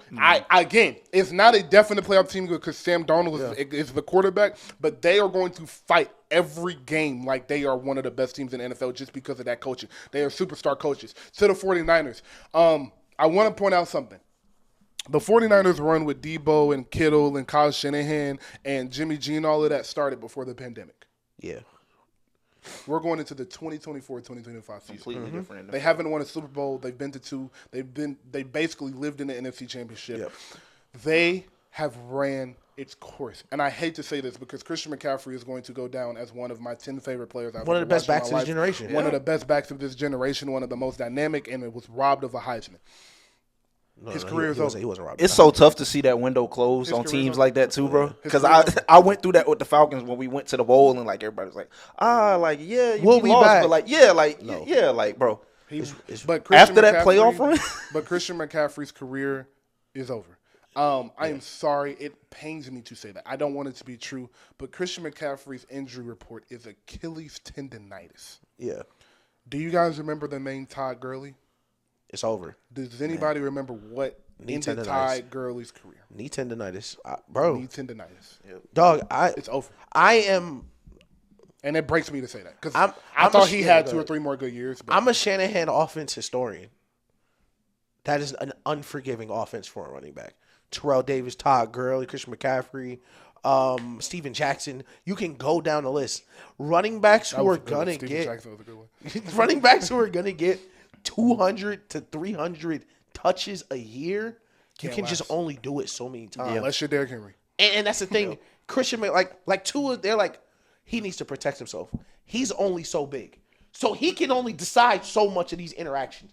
Christian McCaffrey isn't big enough like Derrick Henry to control how he's going to fall every play. He's not going to be able to hit you hard enough to make sure he's protected. Mm-hmm. And as a little back, like I saw it, and I'm not a Niners fan, but niggas hit Christian McCaffrey a certain way. Yeah. Niggas hit him like they don't care what happens to him, and that's what happens when you're an MVP running back. But he wasn't going to be able to protect himself for so long. My thing with the 49ers is, and a lot of us tried to sound the alarms. Niggas are like, yo, that's going to be the next Tom Brady. He's in MVP conversations, bro. Like, fam, Brock Purdy is not. Like, if the wheels come off of this, Brock Purdy's not going to be the one to bring you back. Of course not. And you said before COVID, this is when this started. Now we're in the tough part of it. It's like, are we going to pay Brock Purdy bread? There you go. We got 5 players making $20 million right now. And by the time we got to pay Brock Purdy, 3 of them might not be good. So Debo got a calf injury. Yep. Like I said, Christian is on IR with a Kittle got carted off with cramps. No, he's fine. He's fine. That No, was, no, with cramps. I'm just saying. Okay. That's just some old nigga shit. Yeah. Okay. I see what you're Like saying. walk back to the locker room. And Ayuk still isn't in game shape. That's what I don't think it's a Holding contract. out. I just don't think he's in game No, shape. that's what. Yeah, I think he's just not like. Yeah, chilling. Yeah. Like he over there chilling. So, and then Fred Warner, like you said, is the best player, non-quarterback in football. I 1,000% think if this team wins 13 games, he should be in MVP conversation. Like He should be. He's that good, bro. He's that first pick. I couldn't believe he picked that. Bro. Based on like the health issues, like that defense has to get them there. That's the only way, bro. But like, that's the thing. You have a small outside chance where Ayuk, but like you said, he's not in shape. He's been holding out. But the thing is, their defense not healthy either. Because Hufanga, their all-pro safety, he coming off a knee injury. He's still not. He's not back. Drake Greenlaw popped his Achilles in February. He's still not back. Like that's the thing. We're a Nick Bosa ankle injury away from this being a lottery team. Also, he went down. Didn't also, he? Or did he get He back? did. Nick Bosa got hurt, but he got back up. He came back up. But also, I would like to point out, Dre Greenlaw, what did he have? Achilles tendonitis. Yep. So the 49ers and Debo has a calf injury. The calf injury leads to the Achilles. So I'm assuming that's coming for him too. So I just don't think the 49ers will be healthy this year. Yeah. But I will say this. Brock Purdy, it's time for you to earn your money. Because yeah. if you come out of this stretch, say week 8, week 9, Debo, Christian killed everybody back. Right. And the 49ers ready to roll. 7-2? Yeah. And they 7-2. You in for a crazy payday. He That's earned a fact. it. He in for a payday. But at the same Who's time, highest paid right now? Dak? yeah, Dak is 6 years. They up in that. They up in that if the 49ers. I don't. win. No. He gonna get like, Either he equal- gonna get like 55. The reason he won't have it because he won't have Dak leverage because Dak held out already for the franchise tag. He might get like. I think he'll get like 2 of money then. Yes. Yeah, he'll That's be- If he hold them up, then he'll get 2 of money. But this is the thing. He go 3 bad weeks in a row. Oh yeah, it's over. I don't know who the backup is like now, The but wheels will come off if he goes 3 bad. And the thing is, I'm glad you mentioned that because you know who his backup used to be? Sam Darnold. You know who it is now? Me either. Probably some white guy. Probably. All right. That was all. I do want to shout out the Bucks and Baker Mayfield. Yeah. Everybody wrote Baker Mayfield off. We was on here calling him trash. Baker's not trash, playing like a top 10 I still quarterback think right he's now. trash, but we'll see. I like Shout out also Baker Mayfield. Geno Crazy Smith game and the on Seahawks Sunday, been though. going crazy. Geno has looked amazing. Hey, this I year. was right to the Seahawks 2-0. JSN and DK, boy, Yep. boy. And I don't even think Kenneth Walker is healthy yet. So, yeah, he's not. So they are. And Mike McDonald, salute to That you, my defense- dog. I defense miss looking you all. I faster. miss you so much. Yeah. But, anything else? The VMAs. I also wanted to point out. I realized that Megan Thee Stallion is a celebrity, not a rap superstar. Yeah. I was watching the VMAs, and she had to say, "Come on, y'all, sing the song 7 times during a 8-minute performance." So What y'all say? I'm going to make the challenge, so y'all gonna be back at like 30. like It's gonna be yeah. a short ass concert. People. She's a celebrity. Yeah. She's a big celebrity, one of the biggest celebrities on the planet. But as far as her music, it's not translated. Her first week sales say that. Her second week sales say that. Yeah. Her streaming numbers say that. I don't know what it is. I don't know what's clicking. My assumption is she's not very good at making songs, and she's a really good rapper. And women that are really good rappers don't blow. I just don't think the female rap audience is as big as people like to say it is. Yeah, it's like you would like to assume that the same people listen to rap, listen to female rap, but they just don't. Yeah. The same way people who watch basketball, a lot just don't watch the WNBA. And I will say a lot of people that listen to Drake don't listen to rap. Same thing. Yeah. Also, I would like to point out something about rap. The female rap is, Nicki fans really are not coming on a Megan Thee Stallion song. I think that controls a lot. Like they are like they hold their They're artists Nicki to their- fans. They're And Nicki once- fans. once like they Cardi B beefing- fans aren't coming on the Nicki song. Once they beefing, bro. Like, Yeah. that shit is crazy. Fan bases are beefing. They got real beef too. I be forgetting about that. Yeah, nah, that Chris, shit. Jake and Kendrick put came hands in on each front, other. but, like that's real beef. They put hands on each other for real. Yeah. Chris, anything left on the Falcons? I think this week tells all. I'm going. Tailgating? We tailgating this week? I would be interested in tailgating. Seriously, We I would be interested in going. I'm definitely going to the game. I feel a lot better going to the game. How much were tickets? It was like 300, but it's Patrick Mahomes, nigga. We gotta see it through. I'm not gonna lie, it's crazy. I just meant to tell you this, but like they offered to change my schedule, so I get off like 6 now. So I might be. I think I'm getting my ticket on like Thursday, bro. Like, Yeah, I'm definitely gonna wait. Yeah. I'm definitely gonna wait. Yeah, I'm gonna wait a little minute. Yeah. I might wait till Sunday just to see if it's somebody. Mahomes But, twists his ankle. but since it's a night game, yeah, since it's a night game, I don't think people gonna like really come up off. Most people come up off their tickets because they at church or whatever. Yeah. So I don't know if people gonna come up off it since it's a night game. People ain't coming off them too. That's a dope. Yeah. I'm really trying to get to the game, but I was supposed to get a job today that I did not get. So I'm hoping that if it come through and my everything work out, I'm buying them tickets the second they tell me. Because I was like, the interview was like, here's a job, here's your paperwork, start on Monday. But something happened, so if everything get back on, I got everything confirmed by the end of this week, I'm gonna be in there for sure. Yeah, I'll definitely be at a couple games. I'm excited to see that. But I'm a little worried. Like, I don't want to go and like I'll say it's quietly, not piss Chris off. Like if he hang 40 on them, I'm not. No, I don't think that's gonna happen. Like if he hang 40 on them, I will not sound like a Falcon. I ain't gonna lie. I probably wouldn't have gone to the game if we went in there 0-2, just because it would have been tough watching them go like potentially 0-3. But that's my thing. Like the two Chiefs games I've seen, if it's I feel like they're 21 and y'all kick the ball to Mahomes, I won't sound like a Falcons man. It's crazy. That's what I'm worried about. I want to go in there. I want a 34-38 game, and I want Kirk Cousins to walk him down last minute on a touchdown. Man, whatever happens, I'll say this: I trust Jesse Bates. I trust Justin Simmons. I still don't want Mahomes to have the ball last, bro. Like you showed, I do not want to have the ball. Kirk Cousins had that. That's a bad boy. Them the two best safeties like ever, bro. Okay, I want to close with this. The nigga at Nebraska pretended to be Mahomes. How do you feel about it? Okay, so I swear I was cool with it because I learned how to shoot a turnaround jumper because of Kobe. I wore a wristband on my left arm because of Kobe. Right. That nigga doing that nigga's pregame ritual like that is some of the most I've ever seen in my life. Like, listen, bro. Man, bro, he be walking up and be like, what are you doing? We see you. I realize we're to the point where we're kind of like really adults. So like we like technically them niggas is kids. So it's like you don't want to necessarily say like too much. He 18, but that shit is crazy, bro. Like shit is crazy. And I don't know if he's leaning into it or if he's legitimately just like really doing that shit, or if he really like leaning into it. Like niggas think I'm Mahomes. Let me go ahead. First of all, he's doing all of that on purpose, 1,000%. And he is at Adidas school, so he probably is. Well, he was going to be at UJ, but niggas said he transferred because that school looks like the Chiefs more. But my thing is, I had to realize, bro, like, Mahomes became Mahomes 2017, 2018. That was like 5-6 years ago. He was 13 when Mahomes became Mahomes. That's also true. Because I remember bringing baby powder to the court the first time, and we was at Turtle Lake, and niggas was... Bro, niggas did that, and that's my point. Yeah. Everything is okay except for him doing that. Let's go. Yeah. Like, everybody knows Patrick Mahomes. Stop doing You know what? Everything. I will say enough if after plays he start doing the shit Mahomes doing his hands. Okay. That'll be like if he get up and just like start calling for the play. I don't want to complain because like Daniel said, like some people have been influenced enough to like do shit like that. Like niggas our age used to walk around with the whiz patch, bro. So you feel me?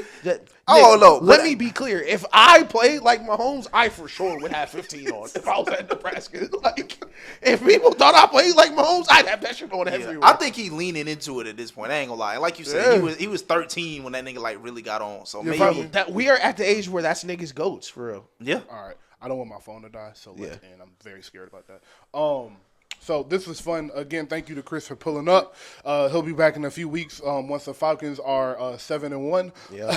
And DBN stand up. Yeah. Crazy. But we love y'all. Please subscribe. Salute to the women. You can love us. You hate us. I just hope you pay us. Sure about nothing. Rise up, baby. Rise up.